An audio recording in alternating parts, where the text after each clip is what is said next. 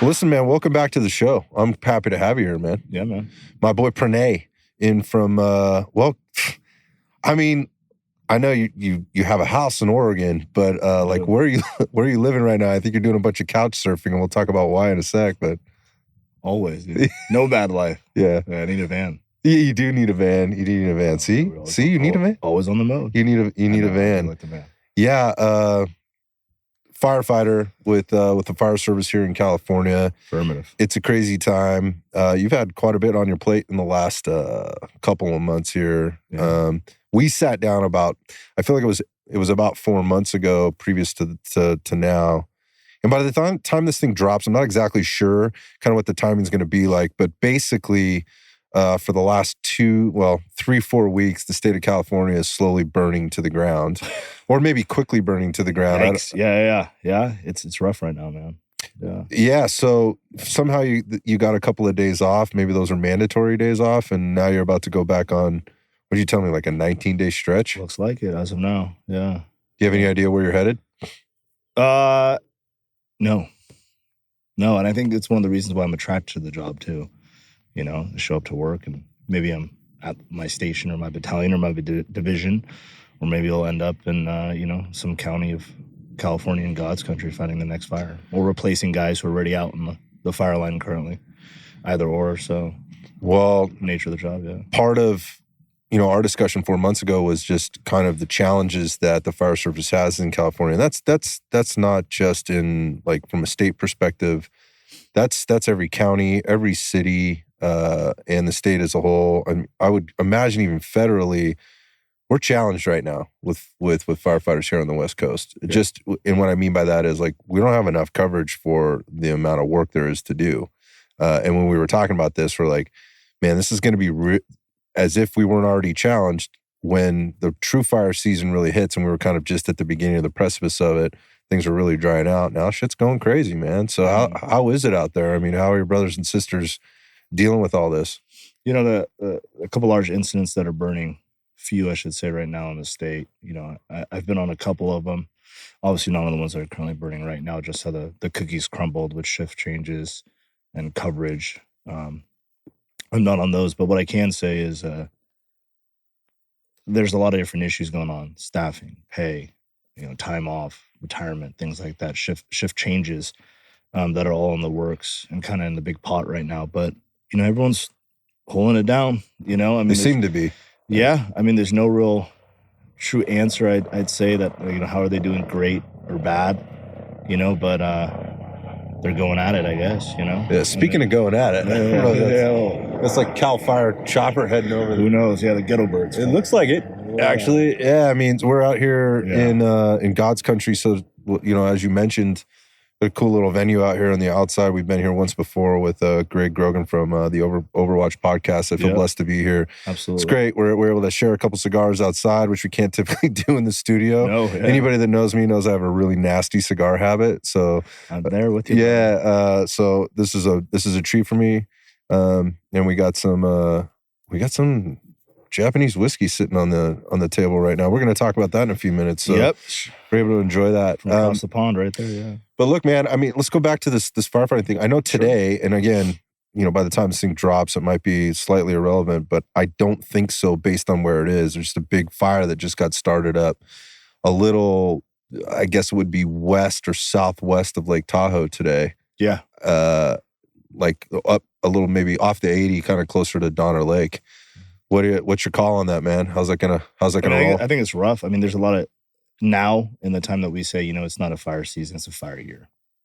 And I think I would hate to say proven the point. It's not something that, we want to prove or be like, I told you so. But just how California is with the climate and different changes in the microclimates on there, we have fires year round. Not too far, here on the coast, that big surf fire, right? We talked about that was in December. And we've had all the Thomas fire and all these different fires on the Los Padres National Forest and the Highway 1 corridor. That's happened on different, typically your summer months, as we call it. Here we are now in September going on to October, and I'd say this is the most critical time of the year.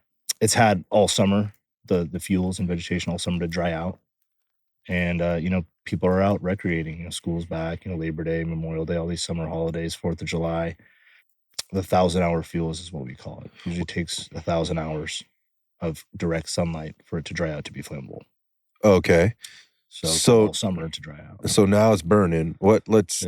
Aside from the staffing issues, what does a fire at that elevation, what type of challenges does that create versus some of the more grassland type fires or lower like foothill type fires, which we see a lot of? I mean, those things are starting every day, like every single day. Like anybody that commutes from like the Central Valley, Stockton, Right. kind of like Manteca area into San Jose, or let's just say the East Bay or the South Bay area, those fires are burning almost every day. There's something burning. Every day we have fires for sure.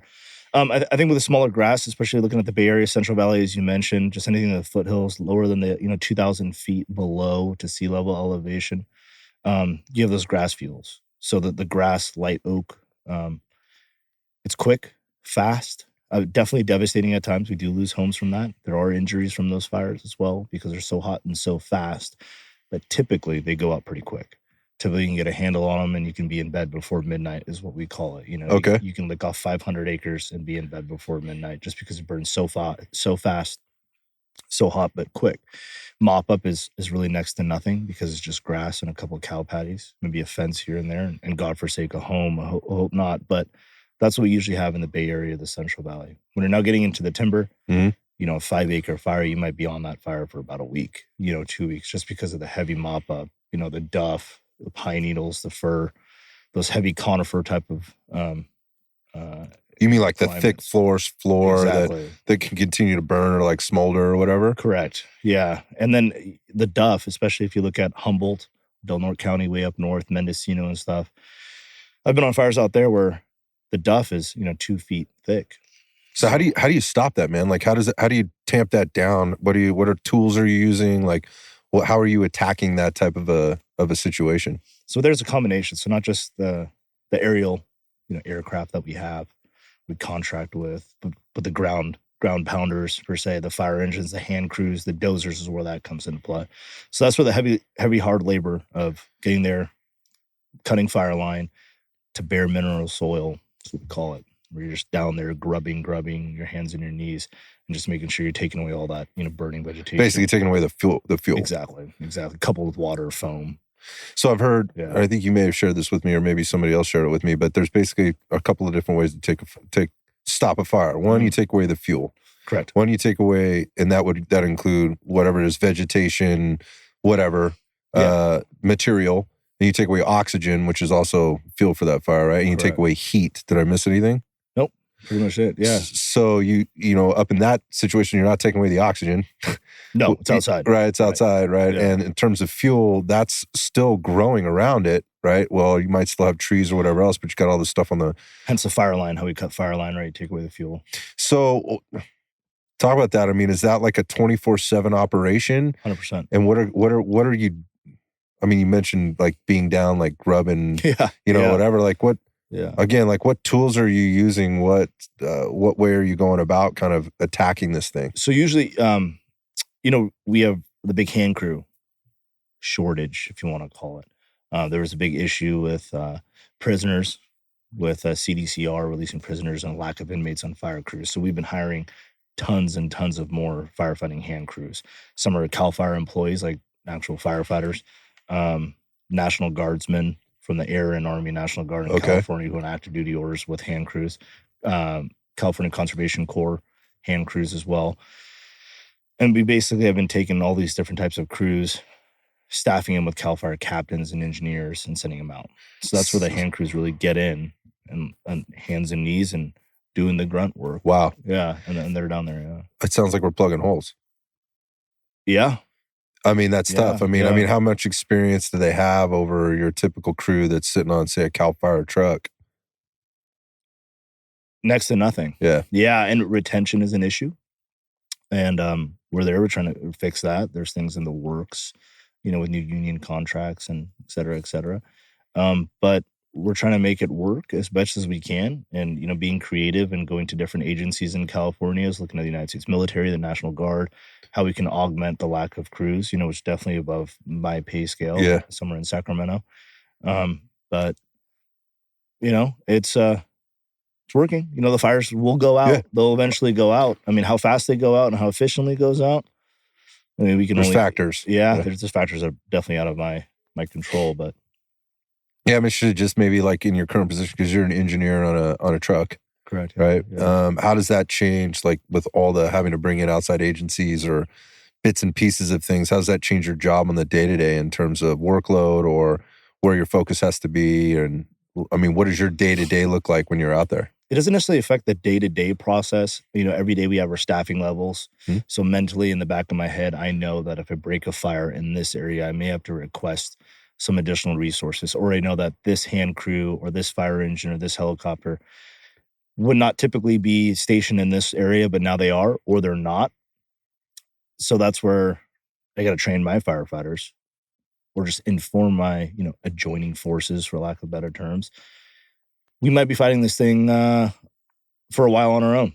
It may be, kind of balls to the wall a little bit by ourselves. When you say alone, what does that mean? I mean, how big's the crew or how small is the crew? So fire engines typically there's some variants, but usually 3 to 4. So Wait, 3 to 4 engines or 3 to 4 people? 3 to 4 people on one fire engine.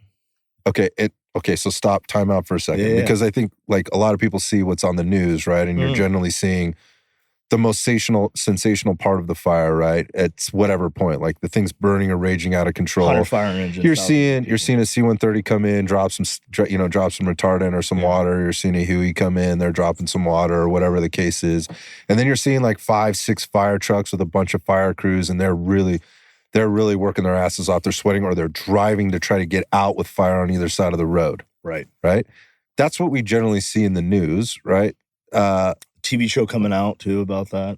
So what's the reality of that though? Typically, that might be, it's not that it doesn't happen. Those are real life situations, but you just said there's like 3 to 4 people on a truck. Right. How much space, how much coverage are you guys responsible for when there's a fire burning like that? So usually a couple factors. And that would be we have a response area. It could be 20 miles, could be 10 square miles. And that's all kind of dependent on if there's other local government agencies there, okay, if there's federal partners there, or just where we're at. I've worked at some stations in the state where I'm it for the entire county or half the county. Okay. A couple of my volunteers tend to be a little bit busier. Now in the Bay Area, more urbanized area in Central Valley, you might have a little bit smaller response area.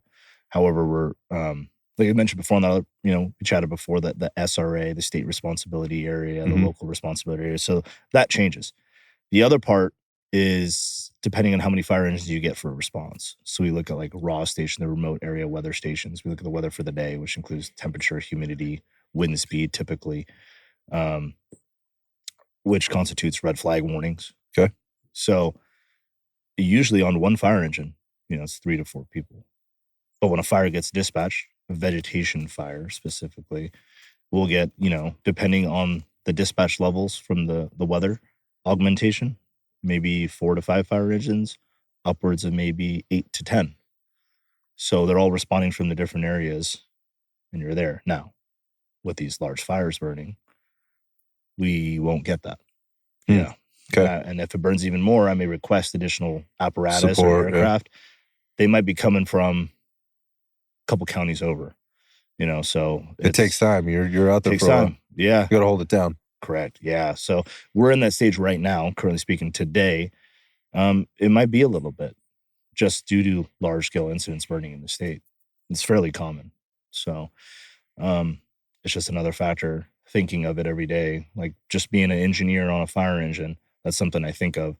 It's like, I don't have these resources at an unlimited pace that I can call any minute. I might be like, make sure we ate our Wheaties and drink our water this morning. So, yeah. I mean, how much sleep are you getting? Like when you're on like that for 19 days, I mean, will you sleep?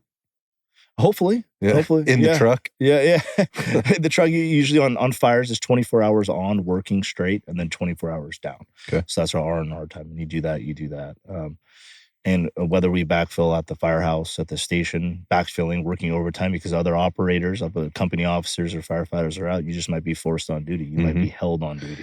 Yeah, let's talk about that actually, because I think somebody was sharing a little bit of this with me with the forced overtime. It's like you're not being asked, you're being told.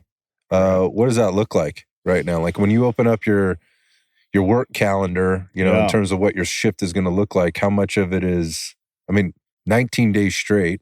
Yeah. It seems like you're going to see a lot of forced overtime on that. Correct. What would it typically look like versus what does it look like now? And when I say that's not fair, I guess it's not even a really good place to approach that question. Maybe when it's not high fire season, maybe midwinter or whatever, right? When you're, or let's say like an average time during the year versus now, which you said is obviously a really hot time. Right. How does that compare or contrast? Well, like, so with fire season, so obviously, at my agency, it's a, second largest, really second to first largest fire department in the United States. So it's not only just wildfires, right? It's, we have several contract counties, hundreds of contracts, I should say. So it's fire protection, paramedics, everything for every other fire department. We lay off our seasonal firefighters usually after 9 months. So it's usually 3 months the permanent staff stays back, or we hire them and stagger them. So there's year-round staffing. It's I would be lying to you if I said it's great, because there's a shortage right now, and even in the wintertime, it is better. I will say that, but there's a retention problem. We have pay disparities. By the way, it's California. Yeah, it's expensive to fucking live here. Yep. Yeah. Exactly. Yeah. So many of us live out of state. Well, I know a lot of. So we're going to get to that, but I know a lot of people that just straight up moved out of state, and they're just not going to do it. They can't do it anymore. Yeah. I was just having another conversation the other day with another officer, police officer, a local police officer. Is like, I'm done.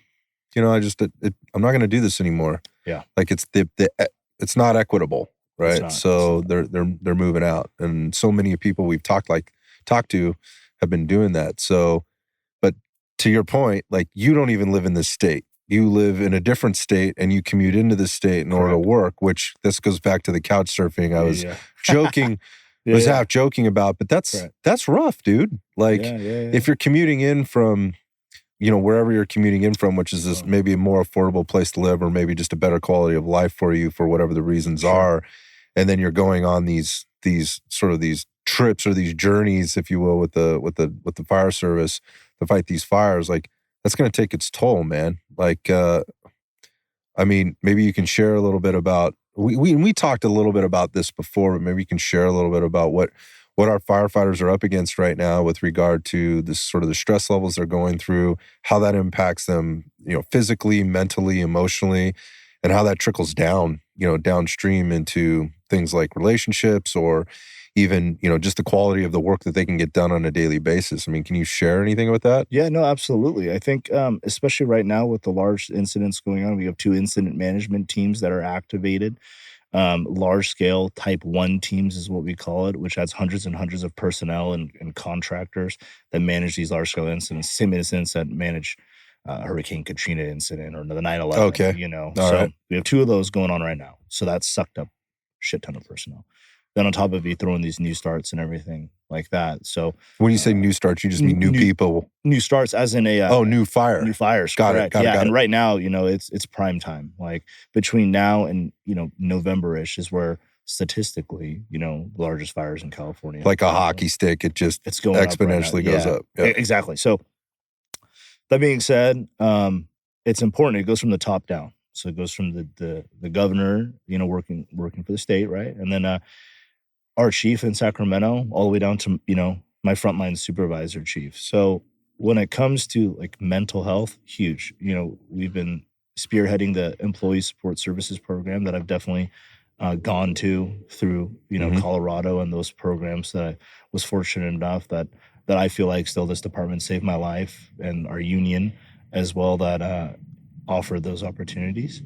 But just letting the firefighters know that there are options out there. And I think now we're trying to get firefighters off the line after 14 days or 21 days and have them rotate and get some R&R that, hey, go home, sleep. But it's tough. Like I said, 19 days, on paper, things can definitely happen. People could come back, but we have people on injury or stress leave, whatever, vacation, right? We all need time off. But like I said, like I don't live at home. I live at the firehouse. I'm at the firehouse being the second family. Mm-hmm. I'm there more often, right? So, yeah, sometimes you got to take care of your bills and, make your truck payments and things like that. Do some laundry or something? Yeah, you have to take time for yourself too. Fortunately, we do, work in a firehouse. It is a home, but you got to be able to balance it. You got to take your me time. Yeah, there's still the mission and the responses. We are, a 911 agency, and we have to go handle that stuff. But definitely, like, hey, we're PTing every day, or we're training. That's important, 100% every day. However, make sure make that phone call to your loved one at home. Like, take 20 minutes. Like, relax, put your feet up. Take a 20-minute shower if you need to. Go say a prayer if you're religious. Do your thing. Mm-hmm. Because at the end of the day, any second, you hear those 3 beeps, you're back on the engine, off Highway 80 now fighting a fire all night long. Mm-hmm. So, yeah, it's important. You got to balance it. But luckily, our department is now offering help or assistance. Yeah, you were very candid and open about that. I was actually very impressed with the level of care that was taken with that you shared with regard to your own challenges in your story there. And when we talked last time, you were just about to go to kind of the second part of the program that you had just alluded to there a second ago, which was in Colorado. Yeah. And I mean, I was really thinking about you. I remember checking in, just going, "Man, how you doing?" And yeah, I remember those texts. Yeah, I mean, there's a lot that goes into that. Can you just maybe just kind of give us an overview on how the second part of that program went and how it turned out for you? Yeah, absolutely. And if any Cal Fire people are listening to this, which I hope they are, reach out to your ESS, liaison. Every Cal Fire unit has one or two. And go through that process and talk to your supervisor and go up that route. So hopefully that is there for the Cal Fire folks who are listening. When I went to it, I was nervous again, just like the first time, and I had my own, I wouldn't say demons. I think we also have our own demons that we work on and things like that. It's just like I have my own shit that I need to improve on. I was in a better state, obviously, because the first time I went, I was like, all right, let's fix this issue. Let's gain these tools to focus on what I need to work on better in my life that'll improve relationships, work and personal, work life, financial, whatever the issues. Like, where are the opportunities versus like, how fucked up is this? Yeah, exactly. And it's like a mindset change. 100%. It's a way of thinking, the way you wake up in the morning, how you brush your teeth, just like that Navy SEAL we talked about. Making his bed every day. Affirmative. Yeah. Right. Yeah, exactly. Yeah. Should say Admiral. Yeah. Yeah. Yeah, let's not sell that guy short. Yeah, there you go. Yeah. You've been down there. Navy SEAL Admiral. Been around the block a few times. Right, exactly. But anyway, yeah, I get what you're saying. Yeah. But the second time was great because there's some things that I still needed to work on more.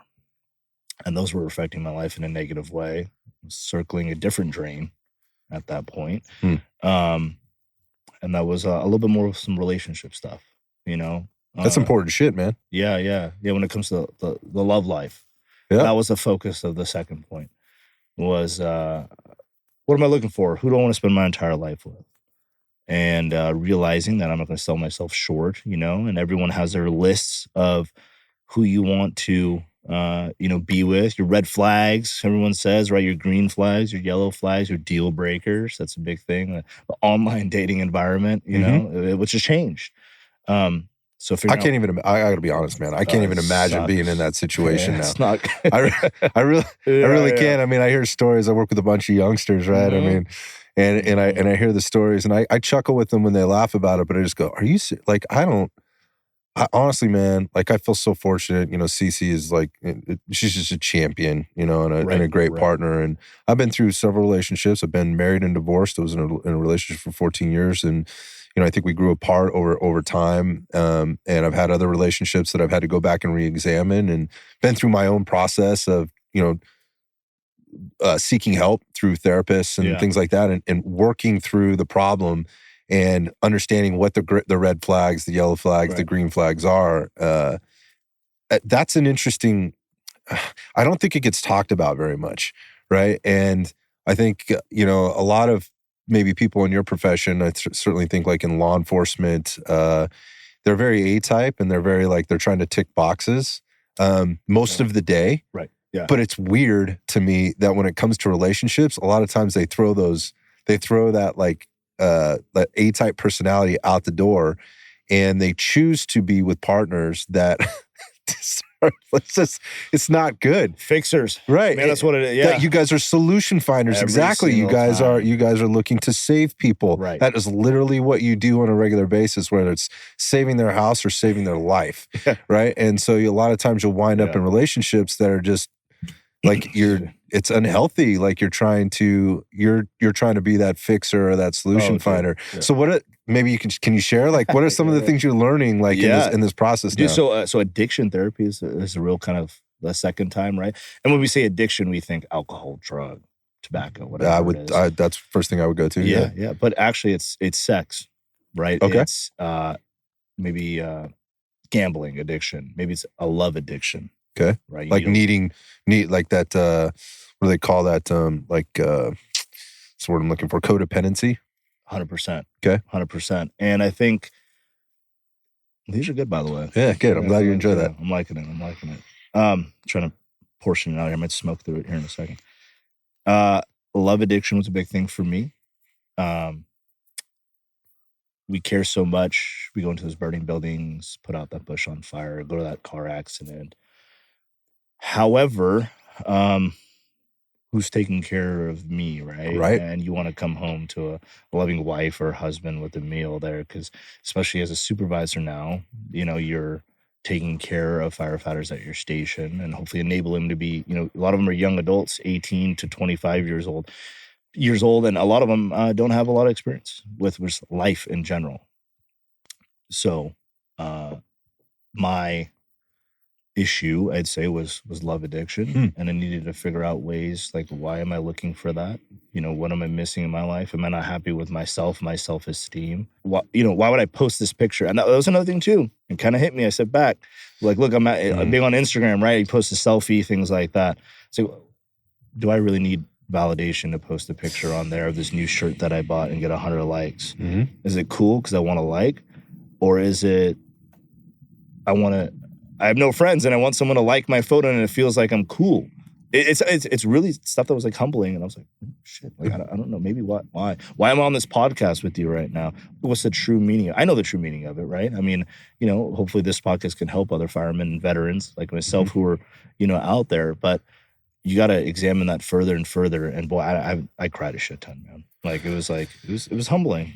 I think first off, I appreciate you sharing. It's probably not very easy to do. I have gotten a little bit more comfortable with sharing sort of my own experience, somewhat on the show, but outside. I think I feel you because I'm a little bit of that way myself. That's why I got into the fitness business. I really enjoyed helping people, and I enjoyed the feeling that I got from seeing them get results and them thanking me, or sort of propping me up to some extent. Where, wow, you changed my life. I mean, there were literally, I've had clients along the way, and by the way, I'll always say this because it's still true to this day, that there's no bigger paycheck than somebody coming to you and go, you saved my life, or you've changed everything about me, and now my relationships are better, my life is better, I'm healthy, I feel like I put years on my life, I've gotten quality out of what I've gained from you, and that there can be an addiction to this. To the, like, where's the next one coming from? And if you're not getting it, then you're not feeling validated. So then you start to maybe reach out for, you start to engage in behaviors, conversations, thought processes, mindsets that in a sense are unhealthy. And, going back to, you just mentioned like the social media piece and putting that out there. Right. And then you also mentioned like hoping to help, firefighters or veterans like yourself. This goes so much deeper than that, man. And I don't want to make it all about that, but I feel you. And, most people be thinking, I'm not addicted to sex. I'm not addicted to love. This is ridiculous. Like, I'm not. Check in with yourself. Oh, 100%. Because if you don't love yourself, right, and you can't take time to do that, like you need to step back, and maybe you do need somebody to help you out. Maybe you do need somebody to walk you through that thought process. Because I remember going through it myself, when the shit came up, like sitting on that couch, that therapist sitting across from me, and there's that long, uncomfortable silence after the questions. The literal question I got, and I won't talk about the subject matter what it was exactly about. But when I disclosed kind of my first interaction with a person and there was a kind of a social gathering and it kind of came out, because this is kind of what therapy is. You have to uncover and go back into history and find out what you've done, and you have to tell the person, and that can be scary. But the therapist looked right at me, and I appreciate the hell out of him for this. He goes, "And that didn't set up any red flags for you?" Oof, yeah. And I just went, "Oh, fuck." Like, if there was a whole wave of shit that came over me right there, and it really set me on a different path to really step back and try to learn how to peel back the layers of the onion to understand why I make decisions the way I make them, or why I had made them the way I made them, and where that put me now then, and how, like, I couldn't change the past, but I can certainly change how things are going, for me in the future. Yeah. And very specifically, like, again, really checking in with yourself, like, what are you really doing this for? So, like, again, you were saying, like, you're posting this new picture on Instagram. What the fuck is this even about? Like, I know, right? Should I just delete this whole thing overnight and just call it a day? Or which presents problems all in and of itself. Like, because now you're, like, head fucked a little bit. Right, and you're like, oh, God. And now it's like, excuse me. I mean, not even just through public safety, like hiring, stuff like that. So many people use this as a platform, and it's almost like, no, you need to have social media now for our job almost, because like you need to know what's going on. There's a lot of truth in that. And updates of incidents and news and whatever. And I'm like, oh shit, like, it's kind of, so there's plenty of people I know who like have a profile, but, no pictures, just so they could follow, updates of incidents and world news. But you mentioned, how you said someone coming in with results, hey, I go to your gym, figure it out, go through a whole process, and then come back and I've lost 100 pounds. Everything's better. I called you. I'll speak on this if you don't mind, like, because I think that your platform as well, Scott, and I know, like, and I want to mention this to you on this so everyone knows that, you interview a lot of public safety personnel, firemen, cops, military. However, you're yourself not necessarily involved in that career field, but directly, I think with our last podcast, was at the Electra Fire, Amador County, bordering into Tuolumne, Calaveras County. And I was out there, and a gentleman who I know, who follows me on social media, works for, Cal Fire as well, came up to me and said, hey, you got like 10 minutes? Yeah, sure, what's up? We're just getting off the 24-hour line, about to go to the hotel. And he's like, just broke down in tears, gave me a big-ass hug. I'm sweaty as shit. And I'm like, fuck, dude. Wait, this is out there on the line? This is right in base camp. Yeah. Okay. Just got off the line. I know who he is. He's like, you fucking saved my life. Whoa. Watched the last podcast, our podcast that we did a few months ago. Had a suicide note ready. Was ready to go. Everything like that. Made his trip from the Bay Area and was driving out of state where he lives. I kind of like myself, like we mentioned, commuters, outside of it. And listen to your podcast while driving changes his decision right then and there. And, seeked out therapy and things like that. And he's thriving now. So to me, I was like, fuck. So I started tearing out there, dusty ass base camp, sitting there in Amador County. And I wasn't expecting that, but I would say without your platform, coupled with, I'm wearing all this Overwatch Collective swag. Shout out to Greg and those guys over there. Yeah. Absolutely. And that buddy program that I'm on, right? And I mean, you saved a life right there.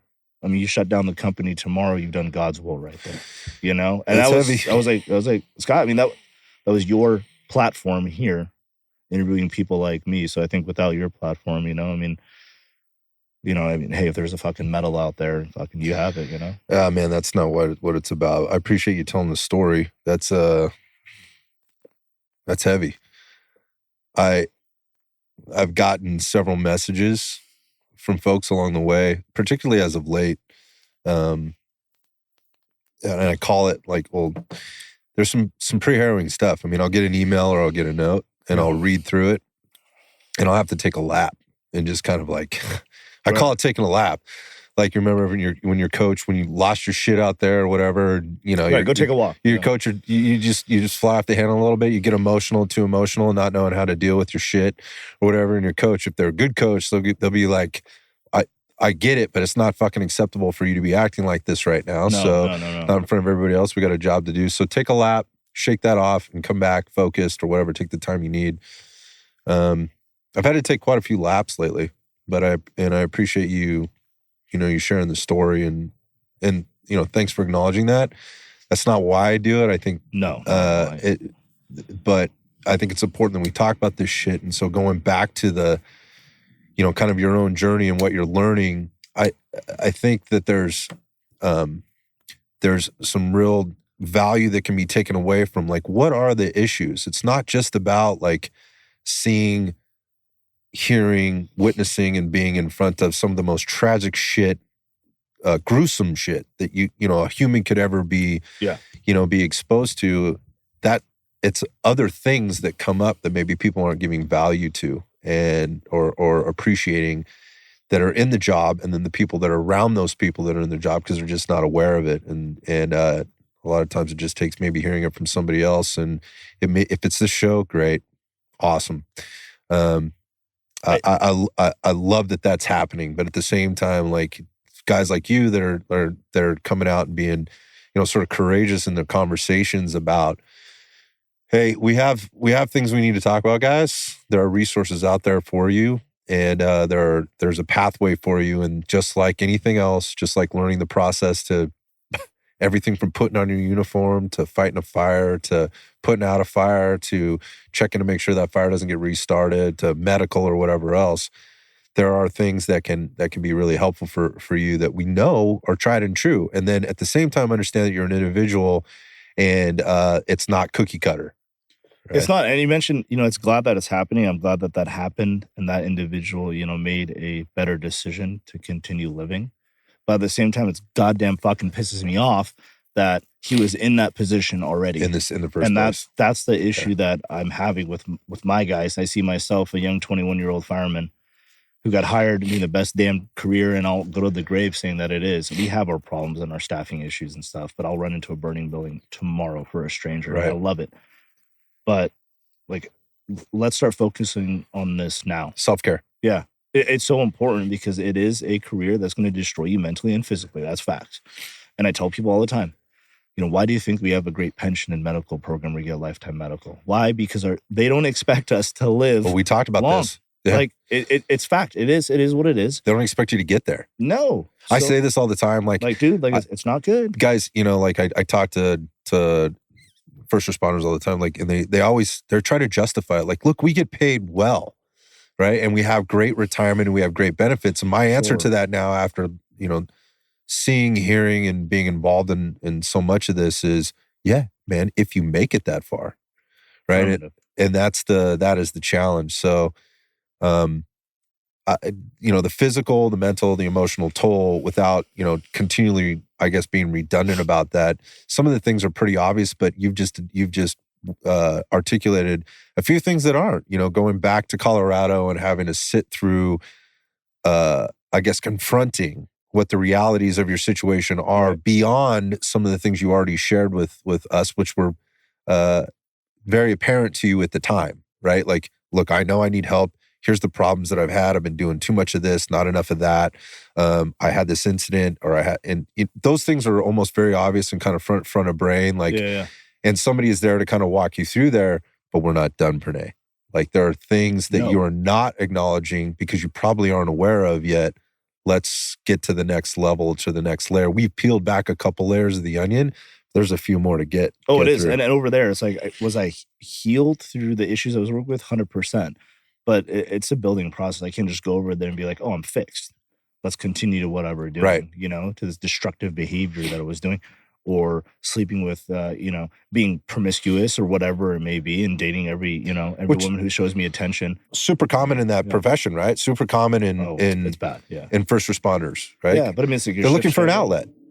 And that's exactly what it was. Because it's like, here I have a 16-day stretch, or maybe even 5 days. We even look at it and say, oh, you work 4 days and you're off 3, or 3 on and 4 off, or whatever. So what you got to understand is you're always, on that yellow state that I think I mentioned before, that no, it's not like I work 3 days and then that's it. It's 72 hours of a continuous shift. I get to be on that yellow stage all the time. I can't kick back and have a drink and a cigar in the middle of the night. Like, no. You know, those tones could drop any given time, and I can be on an incident. So you're always on that yellow state. You know, I hate navy blue. Right. You go through my closet at the house, I think I have one navy blue suit. Because I wear it every day. Like, right. Nope, no navy blue. Right. I even hate dark colored jeans that are navy blue because it's like, oh, it reminds me of work sometimes because you got to separate that work and home life. And it's one of those careers that, you know, it's tough, and I'm still involved with it when I'm off duty per se. But you got to take care of yourself. You got to figure out those tools, and I got those resources over there. They gave me, you know, a book and a pamphlet. I still have contact with those folks over there, and great people. Yep. But, you know, every time you start going down that path, you know, open up that book or those notes that I have in my phone or those screenshots of a whiteboard that I made. And I'm like, okay, like, ooh, it takes work. Yeah. Right. You have to be on top of it. It's interesting. I just, had a conversation with an active officer the other day who handed me a book. And it was a book that was actually brought up on another podcast with another active officer. But this guy actually brought me a copy of it. And I believe the title is, I could be butchering this. I just got it and I just started reading it. It's a very short book, but it's called Surviving a Career in Law Enforcement. And effectively kind of talks through all the things that you should sort of expect, and then maybe identify how to handle those things. And what he recommended is that I read it and I hand it to, or that what he does is he recommends it to people that he sees that might be having a hard time, you know, the young recruits coming up, or even the more senior guys that he works, or senior people that he works with, and he encourages them for their family to read it too, so that they're 100%. Aware of what's going on. Yeah. Because a lot of, you know, obviously you can feel like you're on an island out there all by yourself. It's tough. And I'm going through that issue right now, as we can speak at the time of this podcast, because I've dated law enforcement officers, I've dated other firefighters, you know, correctional officers, things like that. I'm giving how many people I've dated over here. Dated the whole every flavor of the rainbow. What's the danger in that, man? Well, I think there's two things, you know, and you and I both have some mutual friends and who are, you know, both might be going down that career path, but I think there are two ways, and I could say just from experience. One is someone who's not involved in public safety. Let's just say that military, right? Blanket statement, I guess. It's great because, you know, you come home, and this is something I'm more than happy to talk about, but it was an issue for me because it was like, you know, I want to come home. I'm your fireman, you know? You're the hero. Right? Yeah. The 100%. We all wear that badge, you know, and we know what it is. We know what we really do. But you're driving this big red fire truck down the road, you're wearing a shiny badge, a radio, you look cool. The kids hand out little stickers, things like that. All the single ladies are looking at you. Who doesn't love a fireman? Right. Or fire person. All right, I digress. Who doesn't love a fireman? Right. Exactly. Yeah, that's true. But so sometimes it's tough coming home to that woman. It's like, it's there, but let's just say librarian was the first thing that came to mind. You know, you have your 9-to-5 job, books. You have your own challenges. I'm not, you know, degrading that career by any means. Every career is 100% important. I think a lot of those are true heroes that we don't talk about too. You know, postal worker, things like that. Good point, man. You know, I'm getting paid to burn into burning buildings. Good point. So I'm all for, you know, those, you know, the checker working at Marshall's scanning your stuff. You know, fuck yeah, we need those people, man. Christmas morning when I'm, you know, or what's that called, Black Friday. It's the fucking fabric of America, like, bro. Dude, yeah, it's like I'm getting paid to go into a burning building, but you know that's why I really give, you know, if I'm gonna touch on that subject. You always see those posts on Memorial Day and 9/11, right, a couple days ago. Thank God to all the heroes, and there's a picture of a nurse, a fireman, a military guy, a dispatcher.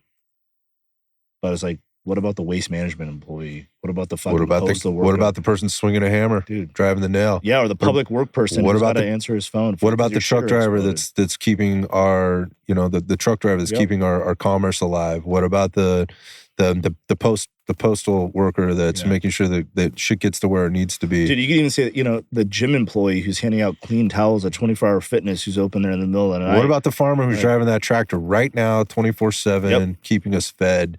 Despite the fact, and I'm just going to say it, that that slowly they're going bankrupt because they're being subsidized by the government, only to ultimately it costs more to grow the wheat than they make off the wheat in the end of the day. Like I'm with you, man. Like it's a mess. It's a complete mess. The shit's going in shambles right now as we speak, and we're obviously on the same line with that politically. But so yeah, there's heroes, and they come in all shapes and sizes. But you're going home with that sort of badge of courage and the digress and going back to that. So that's hard. But the caveat to that is, like, wait, what? I've had this before. Wait, what? You work 3 days in a row? Like, you can't come home due to forced overtime? I was like, no. I was like, well, isn't that illegal? I've heard that several times. Well, isn't that illegal? I'm like, no, it's not. It's what we signed up for. And then... Is there resentment? Oh, major. And then also, then it can get even worse, where I come home and I'm like, I dealt with, a child. Well, yeah, wow. And then it's like, well, you signed up for it. Like, what do you mean? Like, that's your job. So that can get kind of fucked. Mm-hmm. The other aspect is I have a few friends who are public safety professionals, and they're dating or married public safety professional as well. And the negative aspect I could see is you come home and you talk about your job. Yeah, fuck, I had a fire too. Or like, yeah, I had a trauma as well. It's nothing good. And then it's like, then you start festering on what you did. And then it's like, oh, fuck, I'm being forced. Oh, you hear about this fire burning? It's like a competition. Well, what about, yeah, it can kind of get like that. And then it also can get like, honey, I just want to rip your clothes off in my bedroom. Like, I love you. I want to be with you. And then you turn into like, no, we're 2 firemen now, or 2 cops, or like I know what you do at work, but then you get into the complex where you both may have issues. But then you're not talking about those issues. You're never really hanging the badge at your door. You're never coming home. So people can do that. They can separate it. It's a tough deal, is what you're saying. But then the positive of that is she knows what you're doing. You know what he's doing. Like, the career. So it works for some people. It doesn't work for some. So I don't know if there's really a true answer to that. I know what I want. I know what's that? How Pranay. What do you want? Someone who's familiar with it, but not necessarily maybe as indicted I am with it, that I'm in the market, for sure. I'll throw that out there, right? But, I mean, you have to communicate. You have to set up healthy boundaries. Like, we are not talking about this. I'm more than happy to. So it's hard these days. You just got to talk a lot. Not a lot of people out there want to talk. Oh man, tweet or text. This goes way beyond. Look at, man. I'm not in the field of public safety, law enforcement. I've never been in the military. But I can tell you what, like, you have to, here's the way I look at it. I can't quote who said this, but this is the way I heard about it. And I'll preface this with, everybody has work to do, and you got to work on your own stuff. And then you have to work together on the stuff, as that you may have as a couple or in a relationship. Because if you're not working on your own stuff, you have all this shit you're bringing to the table and you never address it, then what you end up having, especially if the other person's got their own stuff and they're not doing that either, then what you have is a relationship, not a relationship. I remember that one. That's a good one. Yeah. And what ends up happening over time is that there will be resentment, and there will be a breakdown in communication. And a lot of times, the other way I heard this from the law enforcement community, and I imagine it's very much the same, but what I heard it referred to and what's talked about in this book, and I haven't gotten to this part yet, so I can't quote it specifically, but the author talks about, according to this officer, the magic chair. And the magic chair is, at the end of your shift, when you have time down, whatever that happens to be, you self-isolate. You end up, you close the shade. You just want to sit down. You don't want to talk to anybody.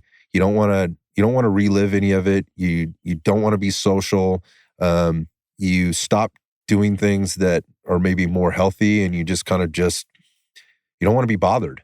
And that kind of thing can then lead into the next thing, which would be, I assume, behaviors that aren't healthy and are certainly not healthy for your relationship. And then when we talk about it, I've talked about it with several other officers and several other firefighters, and even into the military, where you're looking for an outlet, and that outlet is somewhere else with somebody else, and it wrecks relationships, dude. And no one wants to talk about that. And I think that it's big because you act like a man whore. I'm speaking just gender for myself, but you're sleeping with whoever shows you attention, whoever gives you the next super swipe on Tinder. Ask me how I know, right? Right. And Fair you're enough. like, this person shows you attention, you go over, you hook up with her, whatever, and you ghost them or something like that, right? And then or it goes on for a couple weeks and then it pitters out because you're on duty for 19, 21 days, and you're like, well, fuck, now I'm gone, so I got 2 days off. Just move on to the next one. And a lot of people out there, want stability, want a very standard schedule of life. Like my husband or wife is at home every night for kids and dinner, and these careers will never happen. So that's blanket statement one, that you need to have somebody who's okay with you at a blink of an eye, like packing your shit and I'm gone. Yep. Now that coupled with me being in the or getting the phone Air call National Guard, or not coming home and might not be home for several days, and or getting a phone call that I may not be home for even longer than I thought, or something getting deployed worse. Overseas, boom, that can happen over a phone call. Yeah, I think that's a good place to kind of segue, because it wasn't too long ago where I was sitting here having a conversation with you. There was some stuff happening in the news. It wasn't again, it's not that far back, and it's still going. I think again, people have a very short attention span, and they don't really understand history, maybe world politics, foreign policy, socioeconomics, all those kinds of things. But I guess my point is I got a call from you during a very, very kind of crucial time in world history, and that was when I'm not even going to say her name, because I feel that strongly about her, but essentially the Speaker of the House of the United States of America was traveling to Taiwan to make a visit, and there were some things being threatened by China, like, hey, don't come over here. Like, we may interfere with this. And there was a lot of, let's just say there was a lot of news. Next thing I know, I'm getting a phone call from you on a Saturday night and going, dude, what's up? Haven't heard from you from a bit. What's up? And you're like, well, dude, I'm getting deployed tomorrow. And I said, dude, where are you going? And knowing all of this stuff, like, it's going on, and also knowing, can't also talk about where I went or what I'm doing. I got you, but you're being deployed tomorrow. And I don't, obviously there's some sensitive information. I don't want to talk about that, but I remember, like, on all the other things we talked about, like trying to have relationships, right, and have healthy ones. Exactly. Starting with yourself, and then with other people, and being in the profession that you're in and running around doing crazy stuff. Now all of a sudden you're going, to another place in the world. And my first question is, dude, when are you coming back? Like, and the question or the answer is like, I'm not really sure. I think I know, but I'm not really sure. And I'm like, and I'm not I'm not in a relationship with you outside of you're my buddy. But I remember how hard that was for me. Yeah. Like, just going, dude, my boy's going away and I don't know when he's coming back. I don't know where he's going. I don't know what he's doing. I know, and maybe you can kind of reshare a little bit about what you do in the military and how that works. But man, that was tough for me. I had to take a deep breath. And I was like, I hung up the phone and I was like, fuck, this is a lot. And I mean, I'm just, I'm here now. I'm just a dude in your back. You're in one piece, but that was fucking stressful. Beautiful United States, back on 2 feet. So maybe you can talk a little bit about kind of what's been happening with you and on the military side of your life. Sure. Definitely appreciate the country that we live in. I will say that. First off, I'm happy to smell American air. Prideful of the country that we live in and the liberties that we have here, whether it's the Constitution or firearms, freedom of speech. I will say that if there's anybody out there who definitely doubts their allegiance to our country or, fuck America, all this stuff, all this rioting, all this crazy shit that you see, take a flight over the Atlantic or the Pacific or South. Get some perspective. And go sit there into one of these countries and realize, I want to go back home. Fuck, I wanted to come back home. But when I landed, I was like, fuck, But I will say I signed up for it, right? I do enjoy what I do in the military and that commitment. So I'll go back tomorrow if my country calls up me to go tomorrow or my commander hits me that call. So there's that point that I tell people, get some experience and go. Even the border crisis that we're having right now. I spent a lot of time on the border, just about 6 months on a military mission, same thing. And that gave me a whole perspective. Everyone wants to see whatever CNN or Fox or whatever news put on, but actually get your ass down to the border and the southern border. Southern border, southern border bordering Mexico, and see what's actually going on down there. And you're going to come back with a different perspective, and you will. So when it comes to relationship, that's tough because it's not necessarily, I'd say, the healthiest time to start a new relationship.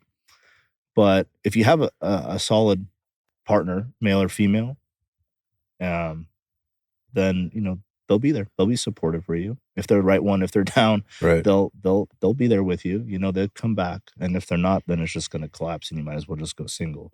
Not saying you can go over there and do whatever you need to do, but I mean, you got to have that support system back home, and communication is key. So I knew that was happening, and I was like, well, no point really looking now. This thing's going to collapse. Yeah, it's interesting. You have to do all that work, right, to kind of get right with yourself and understand, and like you maybe feel like you're figuring some stuff out, and then you have to put all that on hold while you go and fulfill your duty somewhere else for the country or whatnot. Maybe, I don't know, can you talk a little bit about kind of what you do, not what you did, where you went, all the kind of the details there, because I recognize that's there's some national security stuff in there, quite frankly, and you can't really talk about it. But maybe just kind of give an overview again of kind of what your position is. So my job with the Air Force, right? So it's the Air National Guard. Air National Guard and the Army National Guard make up the National Guard Bureau of each state. So being a reserve component branch of the United States Air Force, all of us have gone through standard Air Force basic training, in San Antonio, Texas. And whatever job we pick or job that we're assigned, then we go to our technical school for our certain AFSC, Air Force, specialty code. Army, Marine call them, MOS, you might hear that. Air Force is your AFSC. My job is a 3 Echo 9. So that's an emergency manager. So CBURN, so that's an acronym: chemical, biological, radiological, and nuclear. And sometimes explosive with the E thrown into the end there. The job is, with the National Guard, you have a wartime mission where we get deployed under Title 10 orders with the United States Air Force, and then Title 32 is state time. So we almost have a dual tasking, dual role. The federal mission would be, chemical warfare specialist. So knowing all the crazy chemical warfare like anthrax, rice, and all that stuff that we've heard, being able to respond to them, detect them, and how to prevent those attacks, threat, vulnerability assessments, hazard area assessments, and respond to and mitigate that chemical, whatever it may be. The state role is an emergency manager. So that's where it's almost perfect how I work right now with my fire department, that we manage basically the National Guard's activation working in natural disasters throughout the United States with the National Guard, whether that's public riot stuff, wildfires, floods, earthquakes, natural disasters in a whole, basically working for the governor's office, the Office of Emergency Services, CHP, Caltrans, Cal Fire, through that. So that part has exploded ever since Cal Fire. Now we have full-time National Guard members as well working with Cal Fire. So there's a 100% nexus of what I do for my two employers.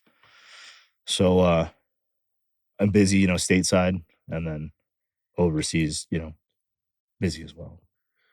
So how does the outlook look for that for you? I mean, are you expecting to be deployed again in the sooner than later, or can you talk about that? Can't get into it too much. I foresee some stuff happening for sure in the near future again. A lot of it, is a phone call or an email, hey, come into the office for a little bit, and then it transpires from there.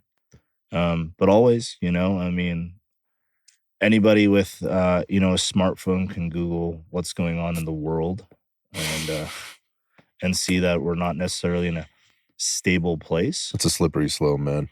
Affirmative. Yeah. So shit can happen tonight, right? Mm-hmm. Yeah. Not so friendly neighbors, so. No, we're not. But I just kind of going back, like you fulfill two roles where you're sort of on call at all times. You could get effectively, for lack of a better term, kind of shipped out, whether it's a fire or whether it's to some foreign country on the other side of the world. Oh yeah. Where you're working with people within our own military or other government agencies or maybe other countries' agencies or something like that to to help them be prepared for whatever else. And I gotta be honest. So you're not the first person, and I didn't really understand what that was the first time you came in Seaburn. Sure. And then we had Greg Simpson on, who actually was coded the same way. What'd you call it? Echo 9?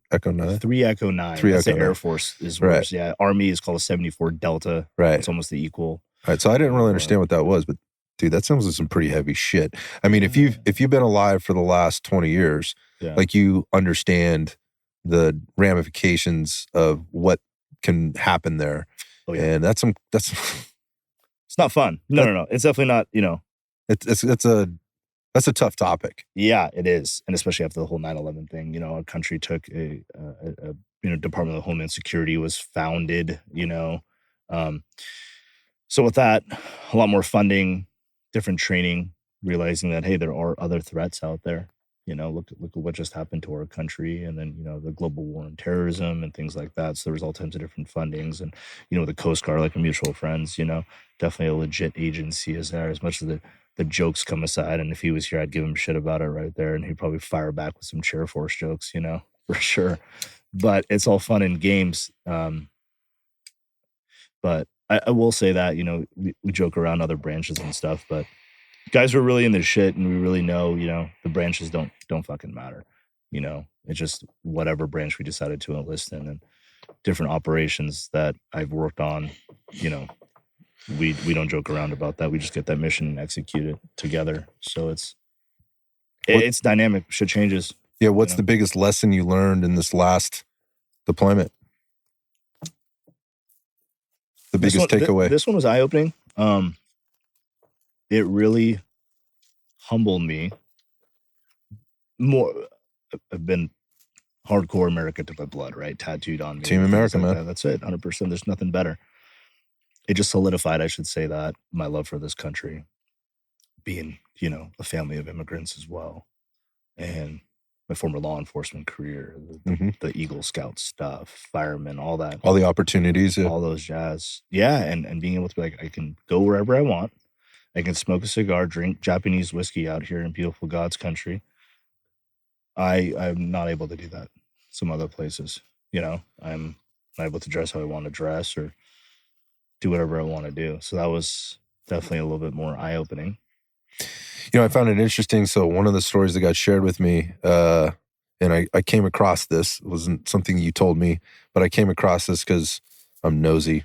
And I do my research. I do a lot of Googling. But when you were deployed, there was an incident where you were able to, and it got publicized. Got publicized by the agency that you work for. It did. About you being that help giver, being that solution finder, being you that first responder outside of why you were deployed. Can you talk about that? You want to tell that story? Yeah, sure, man. I mean, because I think it's fantastic. So, and the funny thing about that is, well, not saying the incident was necessarily funny, but how I mentioned you got to separate, hang your badge at the door, right? And we want to separate that work and life. That shit never fucking leaves. Yeah, right. I mean, it never fucking leaves you. We're still first responders. We still do our thing. So my buddy in my unit, a volunteer, he's actually testing for full-time departments right now, volunteer of a local fire department in the Santa Cruz Mountains, not too far away from where we're sitting. Solid guy, one of my best friends. It was just, I'd say, a down day.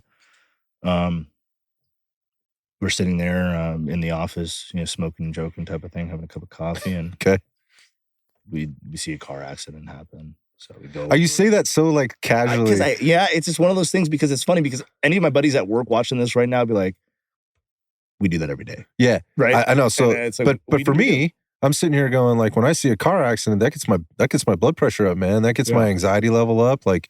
And I think most people listening that don't do what you do every day, and that goes back to the kind of like the numbing or the desensitization of the things that you guys deal with on an everyday basis. You go, so I saw a car accident. Talk to us about the car accident. Like, what happened? Yeah. It happened. You could find the article, Google my name, you'll see what country I was in, what happened after that.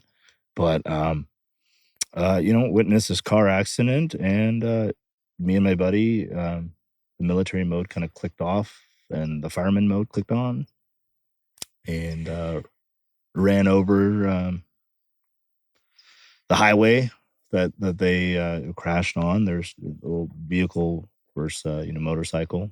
auto versus motorcycle. And I mean, how bad is this? I do was in bad shape.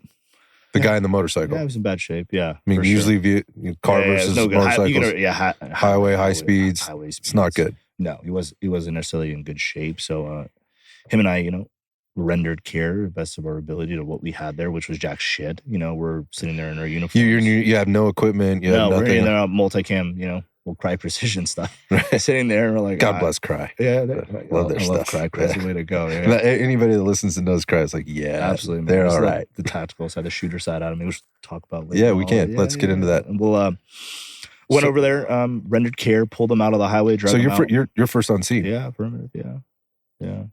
Yeah. There was, and then shortly after, I will say, the Air Force, law enforcement, security force. They were there next. Yeah, right there, right on our ass, and it was kind of difficult because it was actually on that country's property, land. I'd say it wasn't on the United States. Gotcha, this is off the land. base. Right. So that's what I was like, well, whose jurisdiction is it going to be? A military ambulance, military, or is it going to be that national interesting country's issue? So we tried to figure out how that was, and knowing California being like, when it comes to like auto aid and mutual aid and response stuff, like no one cares what color the fire engine is, right? You can call 911, you get that there. So that's another thing that I really like. It's not like that over there, It's like they're actually like, well, let's see which color. We're like, who gives a fuck? So this person needs help now. I was like, I don't care what ambulance comes from. Fucking send them from, Iraq, Afghanistan, China, Russia, whoever. Send an ambulance now. This person needs help. So we're sitting there getting frustrated, like, fuck, dude, this person needs help. So we rendered care, finally figured it out. Says the local fire department who eventually responded. How long did that take? About 30 minutes. Fucking 30 minutes. 30 minutes. Yeah. So people in the United States, I mean, what's the average response time? Do you know, like average response time? Like when you look in the Bay Area or things like that, we usually try to be, we have policies. We're responding with. It's like 3 to 5 minutes. Yeah. Depending on the area. Yeah. Obviously rural stuff, things like that. If you live out in the middle of nowhere, it's going to be a little bit more extended. Yeah. Obviously, if it's a little bit more rural. I mean, you're downtown San Francisco, downtown LA, downtown Sacramento. They're right there. Someone on you within minutes. And that's due to, obviously, the way the I guess the planning is gone, right? Like we have these zones, we have these areas of jurisdiction. We need to be within this amount of response time. This is all figured out, right? It is, yeah. As a citizen, or even as a first responder, you don't have to think about this. It's already lined out. Like if this happens, it goes. Actually, here's a good example of that. Like I'm familiar with this. I shared this a little bit ago on another podcast, and not to cut you off, but no. This is a good example, I think, to share, give some perspective. I was out riding. I was bike riding with Cece. Yeah. It's just one of the things we do, take care of our hearts and our lungs, right? From a physiological perspective, we're in an unincorporated area of Santa Clara County, okay, right? So it's just outside of kind of San Jose proper by the time we got out there. So it was several miles out.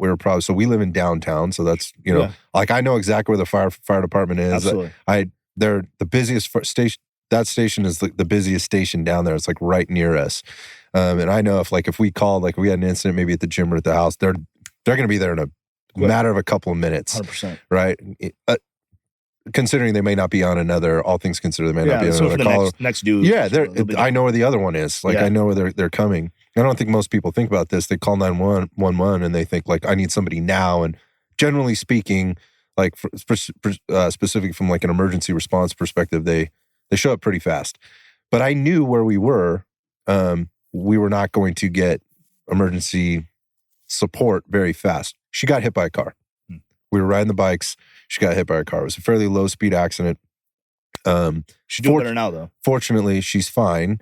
But there was a lot of things that came into play. So she got hit. I knew immediately it was going to take a long time based on where we were. I assumed based on where we were, the first people that might come out might be the sheriff's department or the CHP.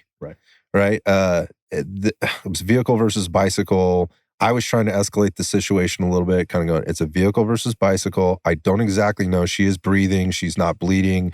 She's conscious, being able to say the right things. But I'm concerned. She is up and moving, but I don't know how well she's doing because I really didn't. But I knew we needed to get somebody there quickly.